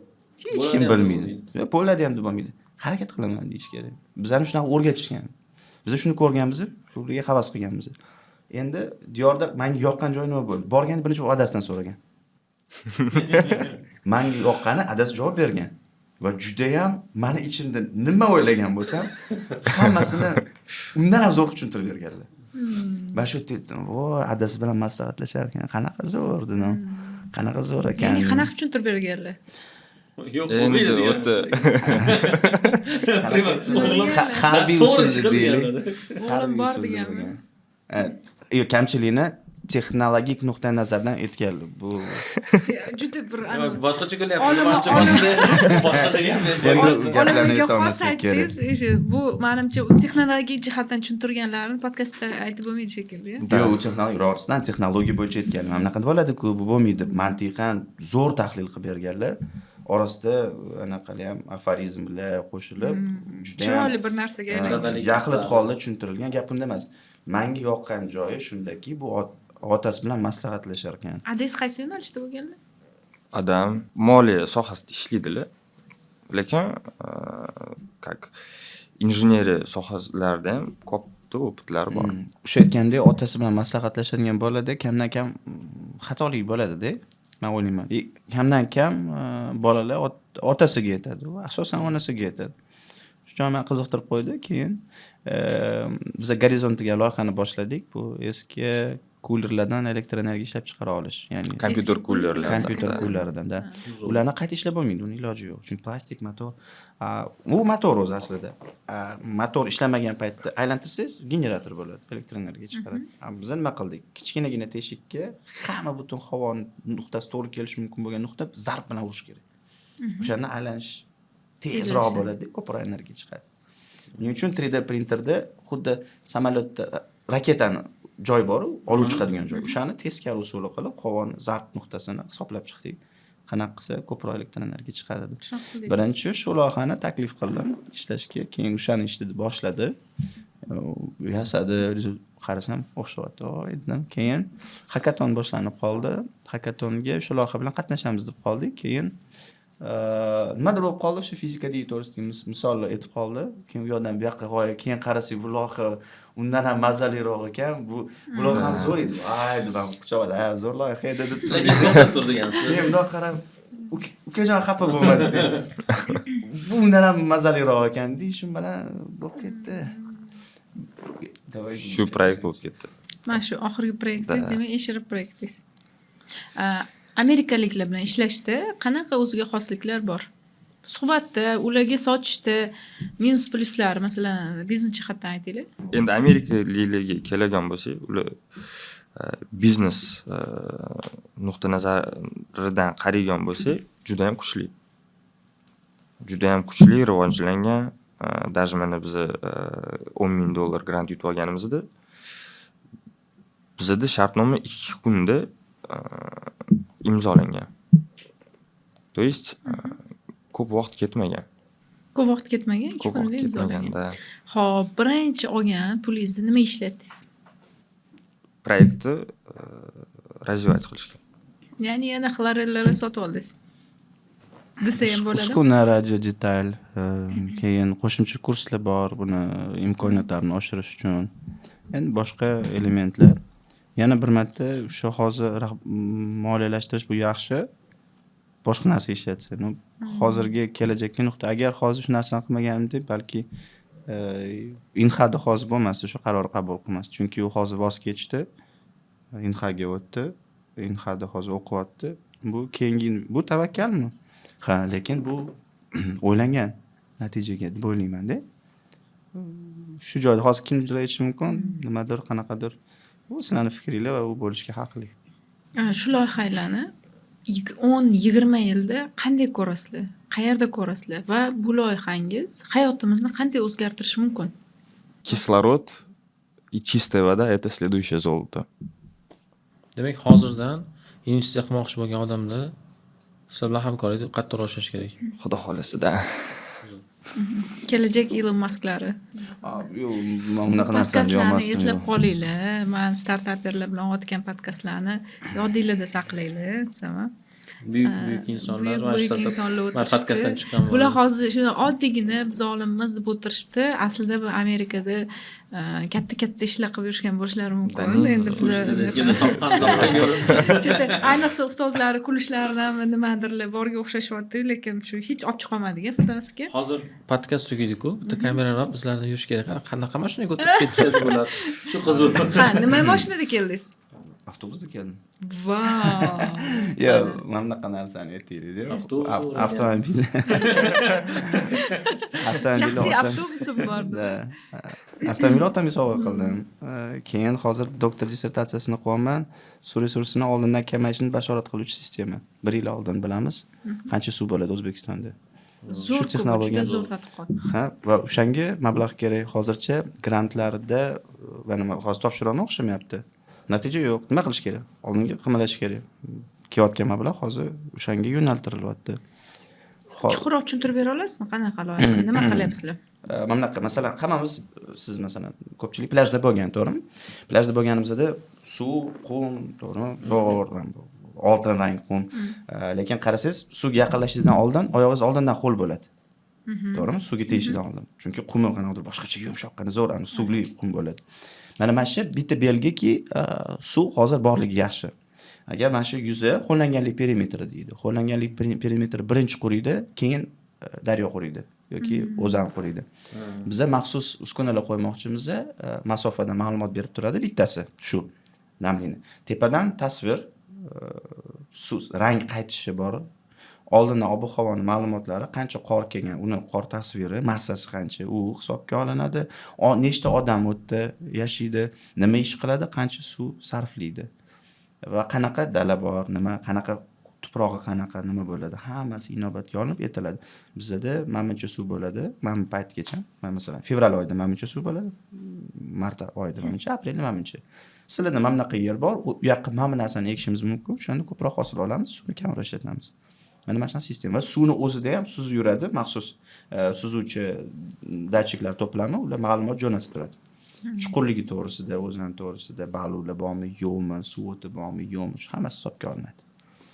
Shuni hammasini hisoblab, neyro tarmoq orqali hisob-kitob qilinadi, demoqchiman-da. Shu. Bu faqat O'zbekistondami yo global policylar? Yo'q, hozir birinchi qilmoqchi bo'lgan narsamizni bilasiz, Kunuzda ham alohida yozishda Aydar ko'l bor. Juda ham tez quryapti va bu juda ham qiziq loyiha. Biz hozir birinchi bo'lib shu o'rnatib ko'rmoqchimiz. Nega bunaqa tez quryapti deb o'ylaysiz? Va mana hozir mana shu narsani bizning uskunamiz bilib beradi. O'rganyapsiz hozir bu narsani. Va o'zi aslida u sun'iy ravishda yaratilgan, lekin yaratilganligi muammo. Bu tayyor bo'ldi. Qurigandan keyin kichkina orolga aylanadi. Qoraqalpog'istondagi. Endi Qoraqalpog'istonda cho'llanish ketyapti. Toshkent hududida ham cho'llanish ketyapti. Ikkalasi bir-biriga bunday yetib kelsa, boyga yetgan gapim cho'llanish kuchayib ketyapti. Mana shu narsani oldini olishimiz kerak. Shunga biz hozir masalan, meni mablag'im shunga qarataman. O'shaning uchun aytmoqchiman, men anaqa emasman. Hozircha yo'q, chunki biz mana shu narsani qilib olishimiz kerak. Nimaga bu narsani aytmoqman? Bizga bilim berilgan ekan. U bilim kimgadir foyda keltirilmas ekan, u bizga berilgani noto'g'ri bo'lib qoladi. Bu yoqdan berilgani.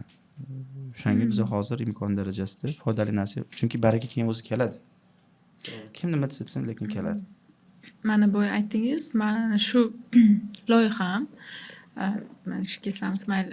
Boya aytganingizdek, shu loyihangiz 10 yilda o'zini mevasini berdi dedingiz. Suvni tozalash loyihasi sizga 10 yil ketdi. Diyorbek mana 18 yoshida qo'li pul ko'rdi desak ham bo'ladi-da.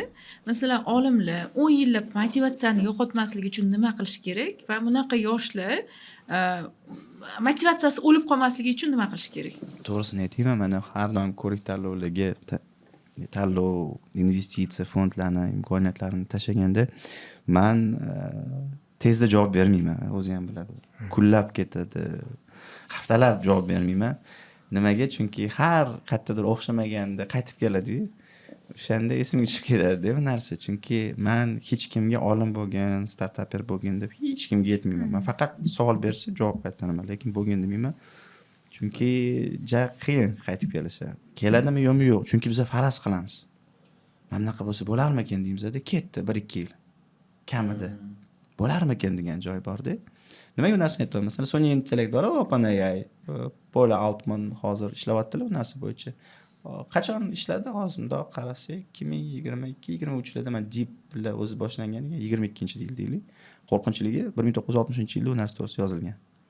Kimdir shuni amalga oshiraman deb umri o'tib ketgan. Dahshat. Qo'rqinchli-a? Mana nima bu ilm o'zi aslida. Mana tozaman shuni yetgandan keyin odamcha voy deydi. Agar shunaqa bo'lsa shunchalik qo'rqinchli o'zi aslida. Umr ketib qoladi. Va undan boshqadan foydalandi, mana OpenAI paydo bo'ldi. o'zi aslida. O'ylab topgan odam boshqa, uni mazasini ko'rayotgan boshqa. Xuddi diodga o'xshab, masalan, diod o'ylab topilgan, Nobel mukofotini olmagan, svetodiodni o'ylab topgan, ya'ni oldiga bundoq simni qo'shib qo'yib, yonadiganligini isbotlab bergan odam Nobel mukofoti olgan. Mana hayotda har xil narsa bo'ladi-da, past baland. Va shu past baland ilm yo'lida bo'lmasligini xohlayman. Diyorda ham, boshqalarda ham. Men faqat investitsiya nimadir olsa, yo biznesga o'tib ketib qolsa, o'tib ketsin deyman. Boshqa qaytib kelmasin deyman. Chunki men hozir 30 nima. Yaratganga shukr, ko'p imkoniyatlar berildi, men ulardan foydalana oldim. Ayrim holda bo'ladiki, aksi bo'ladi. Masalan, Pablo Picasso deylik, uyda sovuq bo'lgani uchun o'z rasmlarini yoqib isingan. Mana, chunki qashshoq bo'lgan. Mozart qashshoq bo'lgan. Diogen bochkada yashagan. Suqrot hamma narsadan to'yib ketganda oxirida o'zini zaharlab qo'ygan. Van Gogh. Vincent van Goghda. Vincent van Gogh umuman jinniga chiqarib qo'yishgan. Hozir eng qimmat rasmli Van Gogh. Achinarli. Bu hayot qonuni ekan. Biz buni tushundik. U to'g'ri-noto'g'ri u kinoda bu hayot qonuni. Shaxmat shunaqa ishlar ekan. Bizning hayotimizda shatranj shunaqa ishlar ekan. Va shu shatranj yo'li boshqacha bo'lishini xohlayman qolganlarda. Men hozir da'vat, anti da'vat yoki da'vat deb o'ylamayman. Men shu yo'l bor ekan. Hammada shunaqa. Harbiydan so'rasang, harbiy bo'lmasin deydi. Olimdan so'rasang, olim, o'qituvchidan so'rasang, o'qituvchi bo'lmagin. Jurnalistdan so'rasang, jurnalist bo'lmagin. Kimdan so'rasangiz, chunki hammani og'irlayman. Shu og'irlikni ko'rganim uchun men yetmagan masalan, sen yetganman qachondir starter bo'lgandi. Yo'q, mana. Hozir ham men xohlamayman. Men umuman xohlaymanki, osonroq asab kamroq ketadigan. Nega olimlar ko'p bo'lsin demaysizmi? Hamma ham turib bera olsa kerak. Men bunaqa narsani aytmoqchimanki, uni odam kimdir sababchi bo'lmasin deyapman-da tanlov uchun. U o'zi tushunib, shu narsaga o'z umrini qo'ya oladimi taroziga, shu joyi bor. Chunki ayniqsa erkak kishi taroziga o'z umrini qo'yganida, bu yerda uni oilasi, kelajakdagi farzandlari, ota-onasi turadi-ku pallada. Bu pallani alamini kim mana qila oladi? Hech kim. Masalan, tasavvur qiling, bitta olim bor, masalan, matematika to'g'risida mana yechaman deb, imkoniyati yo'q misol yechaman. Masalan, matematika deylik, imkoniyati misol yechaman dedi-da, ulgurolmay qoldi, boshqa odam yechib qo'ydi. Tirikchiligi unchalik bo'lmadi, farzand kasal bo'lib qoldi deylik. Cho'mchakda hech narsa yo'q, teshikdan tashqari. Masalan-da, alamli emasmi bu? Ma'lum alamli. Sizda shunaqa holatlar bo'lganmi? Puldan qiyinchilik bo'ldi. Yo'q. Endi nima deydi? Lekin tanishlaringizda bor. Ha, shunaqa deydi. Ham ma'lumot hammada baland-past bo'ladi. Lekin menda baland-past bo'lmasligi uchun meni xalqolarim ko'p bo'lganda. Shunday yetarib olganda hayot yelkamni shunday qo'lga ushlab qolgan. Bu ota-onam, buvalarim, amakilarim, ayniqsa tog'am, men juda ham yaxshi ko'raman ularni. Chunki menga o'qi degan. Doktoranturaga kirdingmi deylar. Oldinga borur, o'qi, o'rgan. Men o'zi matematika fizikadan unchalik zo'r bo'lmaganman. Maktabda ham boshlanish paytlarida 4chi bo'lganman. Keyin ana qilib oilam keyin zo'r o'qiyapsan, zo'r o'xshatyapti deb yo'q-jo'ydan alochiga o'xshab qolganman. Men ko'rgan narsani men harakat qila olmayman faqat. Men matematikadan zo'r emasman, men dasturlashdan ham zo'r emasman. Men mikroelektronika bo'yicha zo'r emasman, faqat men bitta narsam bor. Meni ustimdan sement to'kib o'radigan bo'lsa ham, men sementni jimjilog'im bilan bo'lsa ham teshib chiqishim kerak. Men boshqa ilojim yo'q, men boshqa yo'lim yo'q. Diyorda ham shunaqa bolani ko'rdim-da. Diyorda ham eng yaxshi xususiyati shu. O'z so'ramoqchi edim, Diyorbekda qanaqa xususiyatlar bor? Keyin sizlar birga ishlayapsizlar? Men birinchi yoqadigan narsasi har doim nima bo'lsa ham assalomu alaykum deydi. Birinchi menga eng yoqadigani. Yozayotganda ham, eshitayotganda ham, ko'rib qolganda ham, necha marta ko'rsam har doim gapimda emas, har ko'rganda birinchi beradigan narsasi salom bo'ladi. Keyin nima desam xo'p deydi. Qanaqa bo'lsa ham, urushsam ham, befarq bo'lsam ham, nima bo'lsa ham har doim so'raveradi. To'xtamaydi. Chunki men bilamanki, uni ham yo'li shu. Arazlab yurish ego yo'q. Yo'q. Umuman, Oxirgi hakatonda taqdimotda shunchalik men xohlamagan natijada bo'ldi. Men shunaqa baqirdim. Men shunaqa loyiha qanaqa edi? Qanaqa baqirdilar? U men qolganlar ko'rib jinni bo'lib qoldi. Chunki hojatxonaga kirdik, o'sha yerda baqiryapmiz, butun IT parki eshityapti nima bo'ldi. Ministerstvo innovatsiya. Innovatsiya vazirligi hamma eshityapti. Diyarbek ayblar bilanmidi? Mana bunaqa narsa. Qanchalik vaziyat qiyin bo'lsin, bo'lmasin, vaziyat bo'lgandan keyin hamma narsada o'zimiz aybdor bo'lamiz. Men bu narsaga ishonaman. To'g'rimi, noto'g'rimi bilmayman. O'zimiz aybdor bo'lamiz. Kimdir bizani chaldimi? Biz oldin ham narsaga inobatga olmaganmiz. Shuning uchun chalishgan. Nohaqlik bo'ldimi? Siz hech kimdan surishtirmagansiz, nohaqlik bo'lgan. Shunga kelmagansiz. Bu hayotda hech kim stolga qand qo'yib qo'ymaydi. Bu narsani ham tushunish kerak. O'shaning uchun aytdim. Hamma narsa aybsan dedim. O'zi aslida u emas. Hayajonlanish bo'ldi, vaqt qisqarib qo'ydi, prezentatsiya qilishdi, texnik. Lekin vaqting qisqardimi? Matningni o'zgartir. O'xshamadimi? Jalb qil. Kelmadimi? Oldiga bor. Bo'lish kerak. Yutqizdingmi? Xulosa chiqar. Xulosa chiqarmadi. Bu aytdiki hakamlarni qilmadi deydi. Men eng yomon ko'rgan narsam. Mas'uliyat tashlab qo'ydi. Ketdi. Bizani mana erkak kishi zotin umuman haqqi yo'q. Ayb kimgadir. Ayb sanda emasmi? Og'ir ayb o'zingga. Mametda og'ri mametda qoladi. Xato emas. Xatoni og'rig'i mametda qoladi-da. Juda ham qiziq narsa. Men mana shu narsa aytaman. Simbani ham ko'rgan-ku. Esingizda maymun boshiga uradi-yu Simbani. Ikkinchi marta urganda egiladi. Men o'shanda tushundimki, og'ri bo'lish kerak ekan. Bu hayotda eng zo'r motivatsiya bu og'riq. Biz nimaga o'limdan qo'rqamiz? Chunki o'lim og'rig'i bor deb o'ylaymiz. Shuning uchun qo'rqib tez-tez harakat qilishga harakat qilamiz. Ko'rishga, sezishga. Meni fikrim shunaqa. Meni falsafam shunaqa deb o'ylayman. Yana bilmayman. Shu bilan gapirtiring, Firdavs aka. Zo'r gaplar gapirasiz. Давайте между собой. Tanishinglar-chi-da. Zo'r, qarang. Sizni 18 yosh ekansiz, 5 yildan keyin odamlar qanaqa ko'rish kerak? Kim deb ko'rish kerak? 5 yildan keyin. Qisqa emas faqat. Qisqa emas. Men ham shuni o'yladim. Juda ko'p o'yladim. Borgan saringiz odamlar sizga pulingizga qarab muomala qiladi. Ishlash joyingizga qarab muomala qiladi. O'shanga hozirdan harakat qilishni boshladim. То есть 5 yildan keyin men katta odam bo'lishim kerak. Diyor, nima deb o'ylaysan? Adensanga men sendan faxrlanaman deb aytish uchun nima qilishing kerak? Достойный сын bo'lishim Qanaqa kerak. Rozi qilishim kerak ularni. Qanaqa qilib? Достойный сын kim? Nima qilgan bo'lish kerak u? Rahmat keltiradigan farzand bo'lish kerak. Nima qilsangiz rahmat keltirasiz? Достойный сын bo'lishim kerak deydi. Yo, nima deb o'ylaysan? Masalan, men har doim mana qilardim-da. Adamga avtomobil sovg'a qilgim kelardi. Men narsa bo'lgandan keyin tom ketib qoldi deb o'ylashaqa. Nima bo'lsa bo'ldi, urush. O'zim ichimda davay. Hamma narsani suv qo'yamiz, mana shu ichimizga kerak deb-da. Bu meni motivatsiyam. Mana Masalan, nima sani motivatsiyam bo'lgan? Men uydiyimda, uydiylarim ayniqsa buvim. Buvim katta motivatorlar. Buvim juda ham ko'p поддержка qilganlar, поддержка qiladilar ham. Men o'zimni buvimni onamdek ko'raman. Adam, oyim, ular menga juda ham ko'p vaziyatlar, mana возможностьlar yaratib berishyapti, o'qigan deyishyapti. Proyektlarimni meni поддержка qilishyapti. Men ularning yuzligini yerga qarata olmayman-da kelajakda. Men mana shu proyektni boshladim.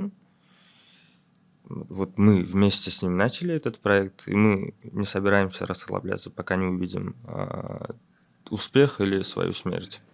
Вот. Zo'r anaqasi bor-da, namunasi bor. Buni hammaga yoqadimi yoki yo'qmi? Hamma uni taniydi. Conor McGregor bitta gapi bor. If you can see it here and you have the courage enough to speak it, it will happen. Qanaqa motivatsiya qilaman? Conor McGregordan motivatsiya qilaman. Birinchi taqdimotimizda ham aytganmiz-da, Conor McGregorga o'xshab. Chiqamiz deb. Qanday tayyorlaysizda taqdimotlarga? Uni aytmaydi, hech kim o'zingizlar o'rganib olinglar. Yo'q, men to'g'ri aytaman. Yo'q, mana bunaqa narsa. Ustoz sekret shifu. Shogirdim boringlar, direktga yozinglar, narsaga tushuntiraman. Ko'rsataman endi. Kommentariyaga so'roq qoldiringlar. qiyinda aytish. O'sha vaziyatda turganingizda mana hozir boshlanadi. Moliyalashtirish olishingiz mumkin va loyihangiz ishga tushib ketadi. Yoki siz hech kim bo'lib ketasizda, shuncha yig'ib yurgan narsangizni bundoq ko'tarib, hammaga o'xshab ketaverasiz. Shu jarayonda so'zlashganingiz boshqacha bo'ladi. Lekin men har doim miyamda bitta narsa qolgan. Agar onangda qasr bo'lmasa va oilangda u xohlagan narsa hammasi bo'lmasa va haftaning har bir kuniga kerakli narsasi bo'lmasa, demak u hali ishing tugallanmagan. Va o'sha narsa yetguningcha jinni bo'lishga ham rozi bo'lishing kerak. Ya'ni aqldan ozishga ham rozi bo'lishing kerak toki shu narsa bo'lmaguncha. Mana shu nutqi taxminan shundan sal qo'polroq aytgan, Conor McGregor shu gapni aytgan. U kitobdagi qanaqadir buyuk falsafa emasdi, lekin aytayotgan gapi zo'rda. Erkak kishi hamma narsasini berib yuborish kerak, oilasida hamma narsa bo'lishi uchun. Bundan chiroylisi yo'q. Mashinada yo'q bo'lib ketishdan zo'ri yo'q. Meni fikrimcha. Va biza masalan menda bunaqa yo'q, diyorda ham bunaqa yo'q. Bizning bitta imkoniyatimiz mana shu aqlimiz bor ekan, shundan nimadir tez qilib olishimiz kerak. Men hozir aytaman, investitsiya nimaga? Undan ko'proq keladi, undan ko'proq keladi. Mana shu qaysidir nuqtasi keladi, men o'shanda ota-onamizga qasr qilib bera olaymiz-da. Bu qanaqadir insoniyatni o'zgartirib yuborib, Elon Musk kerak emas Instagramda millionta подписчик. Kerak emas storiesda Elon Muskga o'xshab siz oldingiz ko'rganda hamma rasm kerak emas. Onamda qasr bo'lsin. Mana shu hozir buni miyasiga uni tortib olish juda ham. O'shancha aytaman, nimaga Conor McGregordan boshqa gap aytdi. Aslida mana bu bizning falsafamiz edi. Lekin ikkalangiz ham olim odamlarsizlar-da va klimatga, tabiatni asraydigan zo'r loyihalar, startaplar qilyapsizlar-da. Hozir ko'proq material dunyoga harakat qilayotganda bo'lib qolyapsiz-da. Siz ham tabiatni asrashga harakat qilyapsiz. Umuman motivatsiya nima? Motivatsiya pul bo'lsa boshqa narsalar ham qilish mumkin-ku. Boshqa sohadan ham ketib qolish mumkin. Yaxshi savol. Yo'q. Javob emas, sizga berdim. Mangami? Qiyin savol bo'lsa, ta'zir ettiring, deb o'ylayman. Xo'p, mayli. Endi bunaqa narsani bitta joyi borki, ishonasizmi? Novvoy treyderdan ko'p pul topishi mumkin. Bo'lishi mumkinmi? Bo'lishi mumkin. Mana xuddi shu falsafada biz bilim olgandan keyin u odamga foyda keltirmasa, barakasi bo'lmaydi deb o'ylayman. Va men bu hozirgi oxirgi Meta kompaniyasi va TikTokdagi bo'lgan vaziyatlar, ya'ni voyaga yetmagan qizlar bilan bog'liq bo'lgan narsalar bitta narsani ko'rsatadiki, bu xursandchilik uchun yaratilgan narsa. Xursandchilik u jamiyatga hech narsani bermaydi-ki. Biz u chegaraga ham o'tishimiz mumkin. Undan ham battar narsasini yashashimiz mumkin hozir sun'iy intellekt davrida. Lekin bitta chegara borki, men bilaman, u chegaradan o'tadigan bo'lsak, oyog'imizga shunaqa kishan ilinadiki, baraka to'liq yo'qib ketadi. Biz hozir ham bilim orttiryapmiz, qiyin yo'ldan ketyapmiz, pishmonmiz. Ya'ni birovni mehnatini hurmat qilamiz o'shanda. Va eng asosiysi foydasi ham kelyapti. Ya'ni olim odam boy bo'lish kerak, unga yaxshi haq to'lanishi kerak. Yo'q, olim odam harakat qilish kerak, pulni jalb qilish kerak. Mehnat intellekti orqali pul kelish kerak. O'shanda boy bo'ladi. Boy bo'lish kerak emas. U och bo'lish kerak, u kambag'al bo'lish kerak, u qiynalish kerak. Va o'shanda yo'lini topadi. Boshqasiga iloji yo'q. Men bitta narsani aytmoqchiman. Instagram yo'qib ketadi. Chunki qachonda Facebook ham yo'qib ketdi, mana sekin modadan o'tib ketdi. TikTok ham yo'qib ketadi. Lekin tishga o'ylaydigan hech qachon yo'q bo'lmaydi. Nimaga? U foydali. Telefon ham qachondir yo'qib ketadi. Lekin taglik yo'q bo'lmaydi bola uchun. Masalan, qo'pol o'xshatish bo'lsa ham, tapichka ham hech qachon yo'q qolmaydi. Bu qadimgi innovatsiya, lekin bular foydali innovatsiya. Birlamchi. Penitsilin ham hech qachon yo'q bo'lmaydi.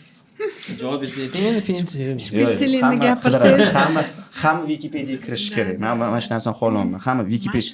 qachondir o'qiganman va bilardim. Hamma o'qiydi. Zakovat sifatida juda hozir uyalib o'tiribman.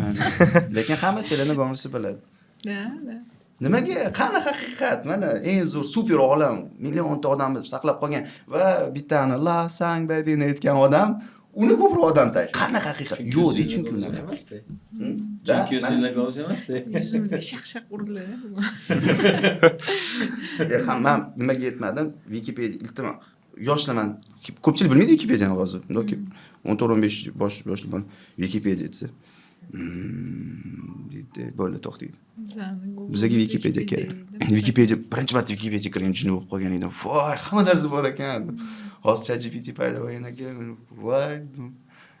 ChatGPTda shu darajada ma'lumot ko'pki, uni saralab olish ham hozir. Yolg'on juda ham ko'p. ChatGPTda generatsiyasida juda ko'p yolg'on bor. To'g'ri prompt bera olish kerak.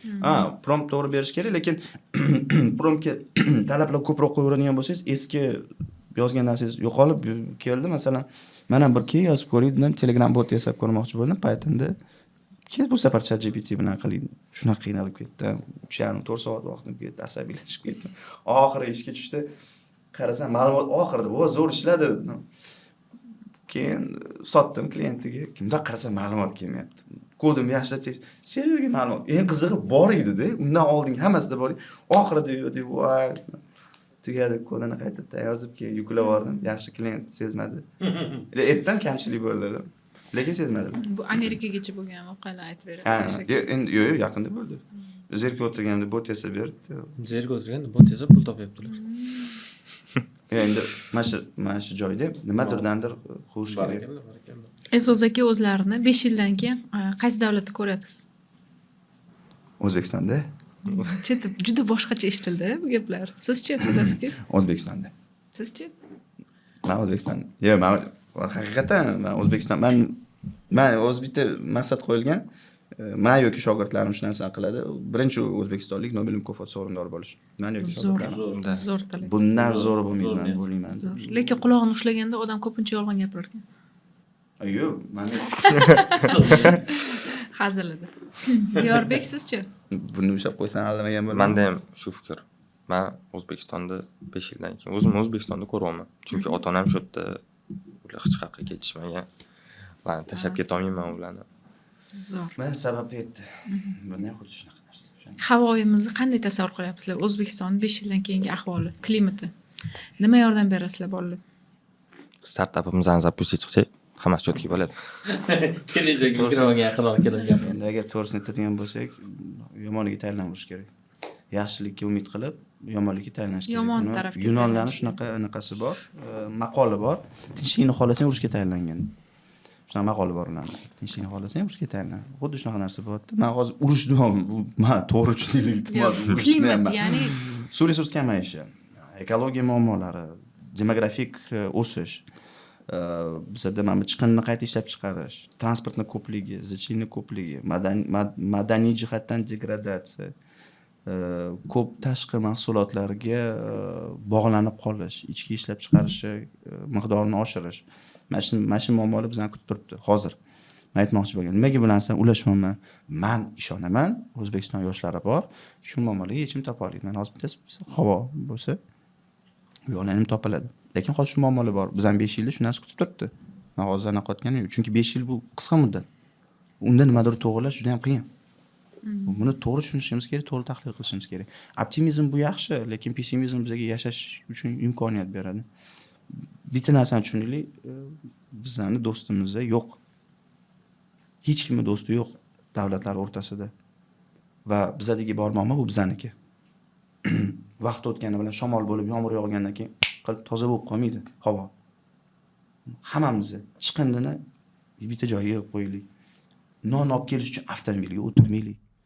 Bir xil 10 metr ko'chaning boshiga ketdi. Borib kelishadi. Yana aytadigan bo'lsak, iltimos mana bu avtomobil shinalarini yoqmaylik. Mana mashinalardan boshlanadi hamma narsa. Semichga chaqqandan keyin iltimos yerga tashamaylik, yig'ib qo'yaylik. Надейся на лучшее, плохое само придет. Xuddi shunaqa narsa. Nega shu narsani qilib? Mana hozir bittaman. Shuni qilmizmi? Yo'q. Qilamizmi? Balkim. Bo'lishi mumkin. Mana nimada muammo? Mana shu yaqin 5 yil, 10, 100 asr shu muammoimiz bor. Diyor 18 yoshlik, mana muhandis, olim bola sifatida sizga nima kerak? Jahongir akani olib tashlaylik, boshqa jihatdan nima yordam kerak sizlarga? E'zoz aka, siz ham aytsangiz bo'ladi. Murod aka. Sotib olish uchun. Murod aka, sizga ham murojaat qilyapmiz. Mana shu bolaga yordamingiz kerak ekan. Yuqoriroqqa chiqmaysizlarmi? Bizi startup top 20 mira. To Battlefield. Aytib beringlar, mana shunaqa yutuqlardan gapiraylik. Faqat yutkazganini aytyapsiz. Top 10 даже. Вообще, топ пятерка. Топ пятерка. Lekin nima haqida gaplashyapsizlar bizga ham Ha, bo'shaylik. uzr. Amerika Qo'shma Shtatlarida Silikon vodiysi bor. O'sha Silikon vodiysida Yaqinda borib keldik. Avo, tabriklayman, juda ham zo'r joy bo'lsa kerak, chunki bizni diyor hozir Juda ham zo'r joy, sizlar joylar. Nimaga u yerda Road to Battlefield degan loyiha bor edi. U yerda siz Amerika Qo'shma Shtatlari Kaliforniyaga borib, Silikon vodiyda taqdimot qilib, investitsiya jalb qila olishingiz mumkin edi. Buning uchun siz mintaqada yutib chiqishingiz kerak edi. Keyin biza yarim finalgacha ham chiqdi bizning loyihamiz va o'sha 743 ta loyihadan. 743 ta loyihadan ha. Biza nechtagacha qisqardi o'sha 740 tadan? 60. 60 tagacha ham qisqardi. Biz 60 taning ichida edik. Keyin 10 tagacha ham qisqardi, shu 10 taning ichida edik. Yo'q, 20 ta. 20 taga qisqardi, keyin 10 taga qisqardi, oxirida keyin eng zo'r 3 ta loyiha Silikon vodiysiga uchish kerak edi. Biz taqdimot qildik, bum bam va o'tirimizda taqdimot e'lon qilishdi. Top 5 taligiga kirdinglar, tabriklaymiz. Biz xursand bo'lib ketdik, shu bilan qolib ketdik. Lekin top 5 zo'r rezultat. Top 5 talikka kirishgan ekan, mana yigitlarimiz Kremniy vodiysiga borish orzulari bor ekan.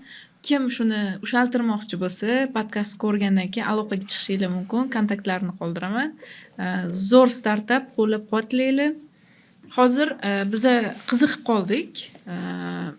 Diyorbek, mahsulotingizga qiziqdik. Bizaga pitch qilib bering. Siz qanday Amerikaga sotgan bo'lsangiz, bizga ham sotishga harakat qiling. Qanday featureslari bor, tushuntirib bering. Avvalambor hamma narsa muammodan boshlanadi. Va bizni aniqlagan muammo bu inson kishi Toshkent shahrini misolida qaraydigan bo'lsak, 2 grammga yaqin kir havo yutadi.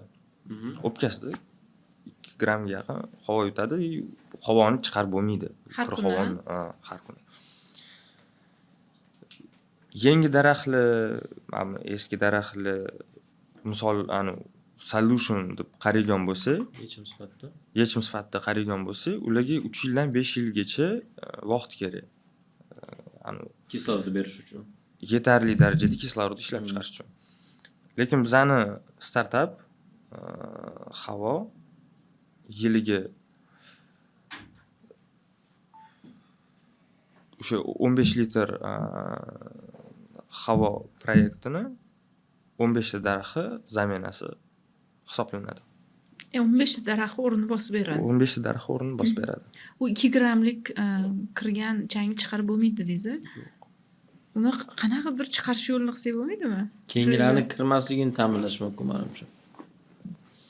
Ibn Sinoni ham gapi bor, agar chang bo'lmaganda odamlar menimcha 200 yil yashashardi. Bitta yo'li ham bor endi, tasdiqlanganmi, yuqori haroratda bo'lganingizda bosim o'zgarishi bo'ladi, o'pka tozalanadi deyiladi. O'shaning uchun ko'pchilik saunaga boriladi deyishadi-yu, yuqori temperaturada o'tirganda chang ko'tarishi. Lekin yana bitta joyi bor, boyagi zarra nuqtasi bu qonga singadigan zarra miqdorida. PMmi? O'zi shu nima? Ozgina tushuntirish bera olasizmi? Ilmiy jihatdan. Xo'p. Mana bunaqa narsada hamma narsa o'z bilasiz atomlardan tashkil topgan. Atomlar yig'iladi, keyin zarralar paydo bo'ladi. O'sha zarralarning miqdoriga qarab, ya'ni o'shandagi atomlar miqdoriga qarab zarralar kichik, ya'ni nano, mikro shularga bo'linadi va ularning o'lchov darajasi bor. Biz santimetrda o'lchaymiz, to'g'rimi o'lchovlarni? Lekin santimetrdan kichkina, millimetrdan kichkina, nanometr emas endi. Undan sal balandroq bo'lgan hajmlar bor. Ular qanaqa o'lchanadi? O'sha mana shu ppm miqdorida o'lchanadi. Masalan, soch tolasini santimetrda o'lchay olmaysiz. Nechidandir mingchi santimetr degandan ko'ra ppmda o'lchagan yaxshiroq. Shunaqa narsalar bor-da. Bizda nafas olamiz-ku, nafas olganimizdan keyin havo qonga singadi va tarqaladi. U kislorod nimaga kerak? Nafaqat o'pkani ishlashi yuraverishi, balki 3 karbon kislota bor, u sintez qilingandan keyin odamda ATF energiya ajrab chiqariladi. Bu boshqacha aytganda bu benzin. Sizga to'qimalaringiz, hujayralaringiz yashashi uchun unga benzin kerak. O'sha narsani ATF energiya deb ataladi. Uni sintezida kislorod ham o'ziga yarasha o'rni bor. Endi kislorod olyapti, o'tda o'sha zarra bor. Qonga, qondan organizmga. Ya'ni biz nafas olgan havo bizga o'sha bizni kun davomida aktivligimizga ta'sir qilar ekanda. Mana masalan, nimaga esnaymiz? Kislorod yetishmaganda, miyaga kislorod yetishmaganda esnaymizda, miya kislorodga to'yib olib yaxshiroq ishlaydi. Demak, miyaga ham kislorod kerak. Endi nima deymiz? Hozir biz ham nafas olyapmiz. Demak, bu narsa sekin-sekin ketyapti miyaga. chang shu miyaga borib Ha, o'tiradi. endi buni ja qo'rqitish kerak emas, chunki immun tizimimiz bor, boshqa narsa bor. Undan oldin ham chang nafas olganmiz hamma. Xitoyda undan esingizda bo'lsa, agar kelinglar orqaga qaytinglar 10 yil oldin. Bizadan necha barobar yomon bo'lgan. Hamma niqoblarda yurishga, yurish kun vaqtini qisqartirishgan, esingizda bo'lsa, harbiylar qo'shilib ketgan, majburan odamlarni kirish uchun juda ham katta ekologik muammo bo'lib ketgan, ularda zavodlar ishga tushib ketgan. Endi mana bu iqtisodiy portlashi boshlangan paytlarida-da. Shuning uchun buni ja bo'rttirish kerak emas. Bu nazariy jihatdan mavjud bo'lishi mumkin bo'lgan faktor. Lekin boyagida aytgandek, olimlar aytadi, hech qachon qat'iyat bilan bo'ladi, bo'lmaydi deyish kerak emas. Organizmning o'zining immun tizimi bor, lekin yaxshiroq bo'lgani yaxshi-da. Shu joy bor. Endi men hozir miyada nimadir bo'ladi, o'pkada rak bo'ladi yoki nimadir deyishga men ojizman. Men ilmiy jihatdan emas. Men faqat bitta narsani aytaman. Men o'zimning bilim darajasiga yetgani kislorod qonga kerak. Qonning o'zi 4 ta asosiy vazifasi bor. O'shadan bittasi kislorod yetkazish. O'sha nuqtai nazardan o'ylasangiz, ma'lum bir ma'lumotlar kelib, nimaga hozir men shu ma'lumotlarni ulashyapman? insonlar xulosa chiqarib nimadir qilsin hamma. Ko'proq uyiga o'simlik eksin, niqob bilan chiqsin. Chiqindilar startapimizdan sotib olishsin. Bizning startapimizni sotib olishsin. Lekin hammasi zo'r, bitta yomon tomoni bor. Hozir reel sifatida balki chiqar bu gapingiz, balki YouTube'da kontent bo'lib chiqar. Video shuni pastga tortiladi, shortsga yoki reelsga o'tirib boshqasini kontent ko'rib ketiladi. Asosiy auditoriyaning katta muammosi shunda. Asta-sekinlik bilan bo'ladi, biz niyat qilamiz, baribir harakat qilamiz. Chunki bunaqa podkastlar sekin-sekin ommalashyapti. Uni boshiga bir urgandek ko'r, rivojlanadigan narsani oldinga suryapmiz. Siz shogirdlaringiz menimcha harakatdan to'xtamasanglar, bu narsani baribir yechim bir kun topiladi. Yosh olimlar, men o'ylashimcha bizga ko'proq kerak. Ko'proq sizni shogirdlaringiz kerak. Ayniqsa shunaqa fikrlaydigan yoshlar ko'paysa, ilmga mehr ham oshadi, uning natijasi ham asta-sekin bo'ladi. Baribir bitta narsani kuzatdim-da, Ezo aka. 2000 bilmayman nimaga 2004 va 2010 gacha bo'lgan yoshlar qanaqadir boshqacha bo'lib qoldi-da. Hatto undan oldingilarda nimadir bor edi, harakat bor edi, boshqa narsa bor edi. Bu oraliqdagi nimadir noto'g'ri ketib qoldi, lekin undan keyingilar yoshligidan maqsadi bor yoshlarni ko'ryapman men. Misol uchun, o'zimizda ham o'quvchilar bor, shogirdlar bor. Nechinchi yilda dedingiz? 2004 men kuzatgan 2004 va 2008-2010 orasidagi yoshlarda ko'p muammo bo'lyapti. Ular yengil hayotda oson tarzda kirib keladi deb o'ylab qolyapti. Undan kichiklar da ko'pchiligida yoshligidan maqsad bor. Men injener bo'laman, men o'zim jiyanlarim bor. Lekin bu oraliqdagi jiyanlarim bilan gaplashsangiz, bloger bo'laman. Yo'qotilgan avlodmi? O'tgan safar qizlar aytishdi. Yo'qotilgan avlod deyishdi. Biz qizlar bilan podkast olganimizda как раз shu mavzu ketdi. Aynan shu mavzuda yo'qotilgan avlod bor deyishdi-da. Qani o'sha avloddan ham muvaffaqiyatga erishgan bolalar bo'lsa, kommentariyga yozib ketinglar-chi. Ana shu akangizga. Undaylar bor. Yo'q emas, lekin juda ham ozda. O'zingiz nechinchi yilsiz? Men 98-yil. Deyman. Shuncha bemalol aytyapman. Ha, yo'qotilgan avlodda shu 97lardan deb o'ylab yurdim. Demak, hamma avlodda o'zini o'zi bor ekan, o'lchov. Endi hammada bor. Endi har xil gaplar aytiladi, albatta bu hazil bilan aytildi. Endi avlod vaqtida agar ularda xato bo'layotgan bo'lsa, bir tarafdan bu yaxshi. Nima joyi bor? Juda ham ko'p tarqalgan narsa bor. Ojiz odamlar qiyin vaziyatlarni keltirib chiqaradi. Qiyin vaziyatlar kuchli odamlarni keltirib chiqaradi. Demak, ular to'qlikda o'sgan bolalar demoqchilar-da, bundan keltirib chiqaradigan Endi bo'lsa. oddiy tahlil qilaylik. Masalan, 2000dan keyin tug'ilgan odamlarni ota-onasi kim bo'ladi? Ota-onasi 70, 60, 70 deylik, 80-yillar. 80-yillarni tarbiyalagan odamlar kim bo'ladi? Urush ko'rgan yoki urush paytida tug'ilgan odamlar bo'ladi. To'g'rimi? Mana ularni tarbiyalagan, keyingi urushda tayyor. Men bekorga narsani aytganim yo'q. Keyingi urushda nima bo'lib qolishi mumkinligini qo'rquv bilan yashagan odamlar. Tartib, intizom bo'lish kerak, halollik bo'lish kerak, chunki bitta odam boshqa odamning nonini olib qo'ysa, oxirgi non bo'lishi mumkin, u ochdan o'lishi mumkin. Yoki u bolasini nasibasi bu. Mana qanaqa mantiqda yashagan odamlarning tarbiyasini olgan odamlar. Endi ular aytganki, men ko'rgan narsani ko'rmasin, yaxshiroq yashasin degan. Kuchli odam. Mana boshlandi-da TikTok avlodi. Babax bo'ldi. Mana shu babaxdan keyin mana hozir 10 hozirgilar ham 10-12 yoshlar ham babaxlik. Ha. Lekin hozir mana nisbatan kamroq bo'lsa kerak deb o'ylayman. O'zim bolalarimga qarab aytaman. Sal qo'shilolmayman. Nimaga? Chunki men Interhouse maktabida dars beraman. Birinchi sinf 1dan tortib to 9 gacha. Eksperiment qilishni o'rgataman har xil narsada. Birinchi sinf bola bor, Newton qonunini menga yozib berdi. Hozir videosi ham bor. Men shokka tushmadim. Men tushunmay qoldim nima bo'layotganini. Qiyalik, vektor yo'nalishi, vektor, u kuchligini ham tushunyapti birinchi sinf. Qattandir ko'rgam yo'q. Mayli, menga tushuntirib beryapti va eng qizig'i F teng ma deb yozmadi. E teng ma deb yozdi. Energiya dedi. Kuch uchun energiya kerakligi. Uni uchun men shunaqa xursand bo'lib ketdim. Tahlilda bu tahlil birinchi sinf. Men shunaqa muzika, shunaqa zo'r. Shunaqa reklama qildingiz hozir. O'ylab qoldingizmi bolalaringiz berishni? Men reklama. Men farzandim hali 3 oylik bo'lmadi. Men aniq bilaman qayerga yo'naltirishni. Mana hozir qaysi ustozga topshirishni bilyapman hozir. Repetitor qildingizmi deb so'ramoqchi. Hozir men aytmoqchi bo'lganim, mana shunaqa asr avlodlarim kelyapti. Ular kuzatyapti. Men keyin 9-sinf bola bilan o'tirib qoldik. Darsimga kirmadi uchtasi. Qidirdim. Kutubxonani ko'rib qoldim. Sekin keldim, rosa baqir-chaqir qildim. Nima anaqa, men yomon ko'raman, darsimga kirmagan bolani juda ham yomon ko'raman. Rosa baqirdim, diyorga baqirganim unchalik emas. Keyin nimani gaplashyapsizlar deb qog'ozimga qarasam, agar bizda $100,000 investitsiya bo'ladigan bo'lsa, nimaga jalb qilishimiz mumkin degan narsani suhbatda bo'lgan ekan. Ular esdan chiqib qopti, zvonok darsga chalingani, qo'ng'iroq esdan chiqib ketib qopti, shunaqa tahlil bo'libdi. Endi men yana shu joyda aytishim mumkin. Davrga qarab, vaziyatga qarab inson bo'ladi.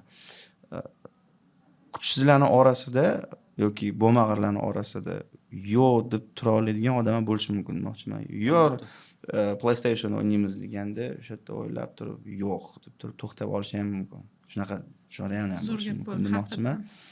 Shuning uchun har doim men hozir ham aytaman, hozir bizga berilgan vaqtda agar bizni zoya ketkazadigan bo'lsak, bizlarni ota-onamiz umriga 1 yil, hattoki 10 yil kech borishi mumkin. Albatta. Bir kun PlayStation o'ynaganimiz uchun. Men hozir hech narsa da'vat qilmayapman. Lekin buni anglash kerak. Buni tushunish kerak, ha. Biza yashayotgan hayotdagi qiladigan qarorlarimizning xatosini yo ota-onamiz yo farzandlarimiz tortadi. Biz u xatoni, ziyonini tushuna olmaymiz. Siz juda yaxshi pedagog ekansiz. Mana shu gaplaringizdan bilyapman-da, motivatsiyani juda to'g'ri qo'yar ekansiz. Bu motivatsiya emas, bu tahlil. Buni ko'rgandan keyin. Masalan, yetim qatdan paydo bo'ladi? Chin yetim emas, tirik yetim qatdan paydo bo'ladi? Yoki narkoman qatdan paydo bo'ladi? Shuni sekin kuzatib ko'rsangiz, hayotda o'zi eng buyuk muallim faqat kuzatishimiz kerak-da. Bola hozir kuzata olmaydi, chunki ular band, ular mana qarab turish kerak. Arzon dopamin olish kerak. Ha, o'sha dopamin bo'ladimi nima? Qo'rqinchlik shundaki, mana shu dopaminning darajasi oshiradigan bo'lsa, biz boshqa odam menga nima? Oddiy, menga nima? Faqat meni ishim emas. Anaqaga shanbaliga boringlar, maktab tozalashni o'zing o'qing. Menga nima? Men bormasam tozalanadi. Eng xavfli narsa loqaydlik shakllanib bo'ldi bolalarda. Daho bo'lishi mumkin. Loqayd daho. Loqayd bo'lgandan keyin u daho emas, u meni fikrimcha o'sha yana tagli chiqariladigan zavoddagi farrosh undan ko'proq foyda keltiryapti jamiyatga. Bunaqa daho bo'lgandan ko'ra-da. Mana nima muammo hozir. Jamiyat muammolariga sezgir bo'lish kerak demoqchisizda? Agar biz jamiyat muammolarini ko'radigan bo'lsak, bizning farzandlarimiz iloji boricha shu muammodan yopishga harakat qilamiz va uni aks joyini ko'rsatamiz. Yomon o'qisang, sen chiqindichi bo'lasan degandan ko'ra, sen yaxshi o'qiydigan bo'lsang, chiqindichini maoshi baland bo'ladi. Ikkita har xil yo'l. Bittasi bizani qanaqa o'rgatishgan, bittasi Gollandiyada qanaqa o'qitishadi. Fikrlashga bog'liq-da. Boyga aytgandek, stakan yo yarmiga to'la, yo yarmiga bo'sh. Biz uchun yarmiga bo'sh, ular uchun yarmiga to'la. Mana shu narsani hozir yarim to'laligini boshqalarga aytadigan bo'lsangiz, bu fantazor, bu anaqa, bu latta, bu narsani tushunmaydi, hayotda bo'lib ketadi. Yirtqichlarning orasida deyiladi, chunki yirtqichlar ko'p.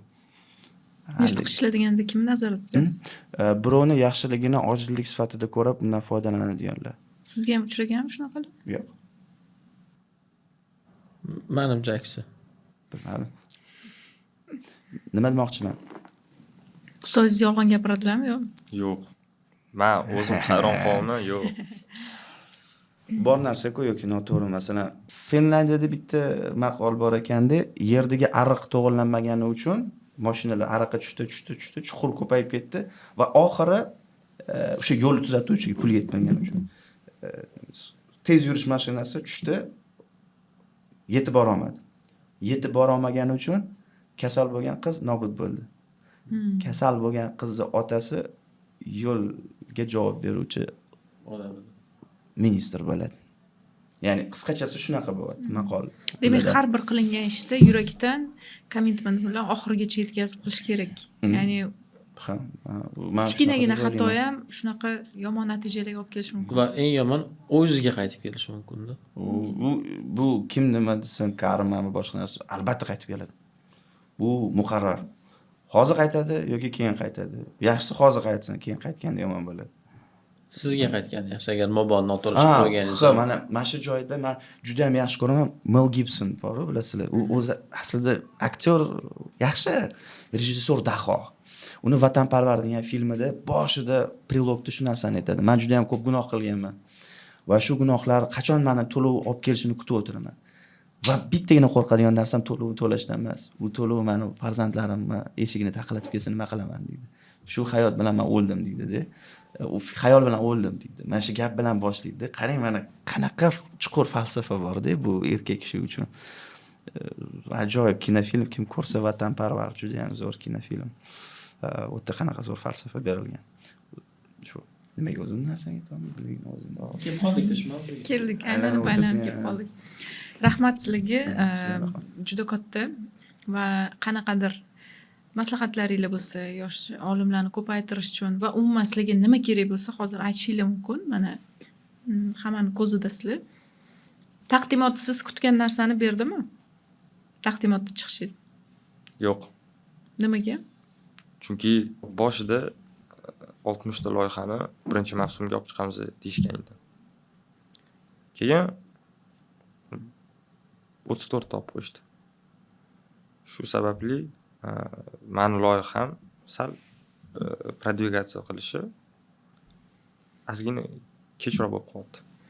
Sizni loyihangizni hozir tez amalga oshishi nimani o'zgartiradi, Diyorbek? Havoni hozirgi kriticheskiy anaqasini решениясini menimcha hozirdan qilsak bo'lardi. Demak, hozirgi ekologik muammolarimizni tezroq yechishimiz mumkin, ya'ni hal qilishimiz mumkin. Mana bitta gapim bor, hozir aytmoqchi bo'lganim. Yoshligimdan olim inson deb tushuncha bo'lganda, menda noto'g'ri tushunchalar ko'p bo'lgan, chunki biz o'sgan jamiyat shunaqa bo'lgan. Biz yon atrofimiz shunday bo'lgan. Vaqt o'tib o'zimiz o'qib ko'rganimizdan keyin olimlik zo'r degan narsaga kelib qolganmiz, chunki ilm, bilim bu odam maza qilib umrini kerak bo'lsa baxsh qilsa bo'ladigan yo'nalish. Endi farzandli bo'lganimdan keyin men o'sha olimni o'stirish niyatidaman, nasib, xudo xolasa. Va bu podkastni oxirida nima deyishim mumkin? Juda katta ehtimolda nasib u uchun yaxshi ustoz topdim deya olaman. O'zaki siz bitta shogirdingiz nasib bo'ladi. Kichkinaligidan tayyorlab boshlaylik, chunki masalan 30 yoshda mendan 95-yilmisiz? Mana 3 yosh katta insonning natijalari zo'r. Nimaga bulardan keyingi avlod 30 ga kirmasdan bu natijaga chiqmasligi kerak. Zo'r menga shu joy. 25 yoshda bo'lsin bu natijalar va dunyoni o'zgartiradigan insonlar chiqsin O'zbekistondan. To'g'ri, rekordlar. Ya'ni olim bo'lish, cool bo'lish kerak. Trendda bo'lish kerak, olim bo'lish. Bloger bo'lish emas, olim bo'lish trendda bo'lish. Olim deganda mana bunaqa yosh, badavlat va dunyoni o'zgartiradigan odamlarni tasavvur qilish kerak odamlar. Kitoblarga o'ralib chiqib krutoy bo'lish kerak. Ularda zo'r mashina bo'lsin, kerak bo'lsa, zo'r dunyoviy narsalari bo'lsin va ularni qanaqadir ixtirosi dunyoni o'zgartirsin, yaxshi tomonga. Demak, olim o'sha qorni to'yg'azishni o'ylamasligi kerak. U yaratish kerak. Albatta. hozir mana E'zoz aka avtobusda yuribdilar ekan. Diyorbek ham Studentmi? student ekan, bunga kerak emas ekan. E'zoz akani shaxsiy avtobusda yuribdilar. Shaxsiy vertolyotda keladilar. Keyin to'g'risi aytadigan bo'lsak, anaqa emas. Ommaviy transport bu zo'r, men anaqa qilmayman. Ishingiz tez bitadi.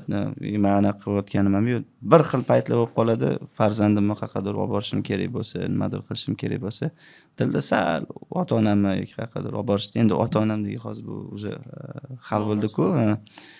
Yo'lga olib borgan sal yuragi siqib qoladi, shu mashina bo'lganda zo'r bo'lardi dedim. Men o'zimga piyoda bo'lsa ham menga hech qanaqa ingliz tilida aytganda vibe yoki nimadir bermaydi. Piyodalar birlashamiz. So'zim oxirida bitta narsani aytmoqchi edim, faqat iloji bo'lsa, mana shu podkastgacha ham yetib kelishimiz sababi yo va Mamet bo'lgan bo'lsa, shu hammasini jamlash uchun sababchi bo'lgan ota-onamizga va oilamizga men rahmat demoqchiman va meni hamma eshitayotgan odamlarga bitta narsani aytaman.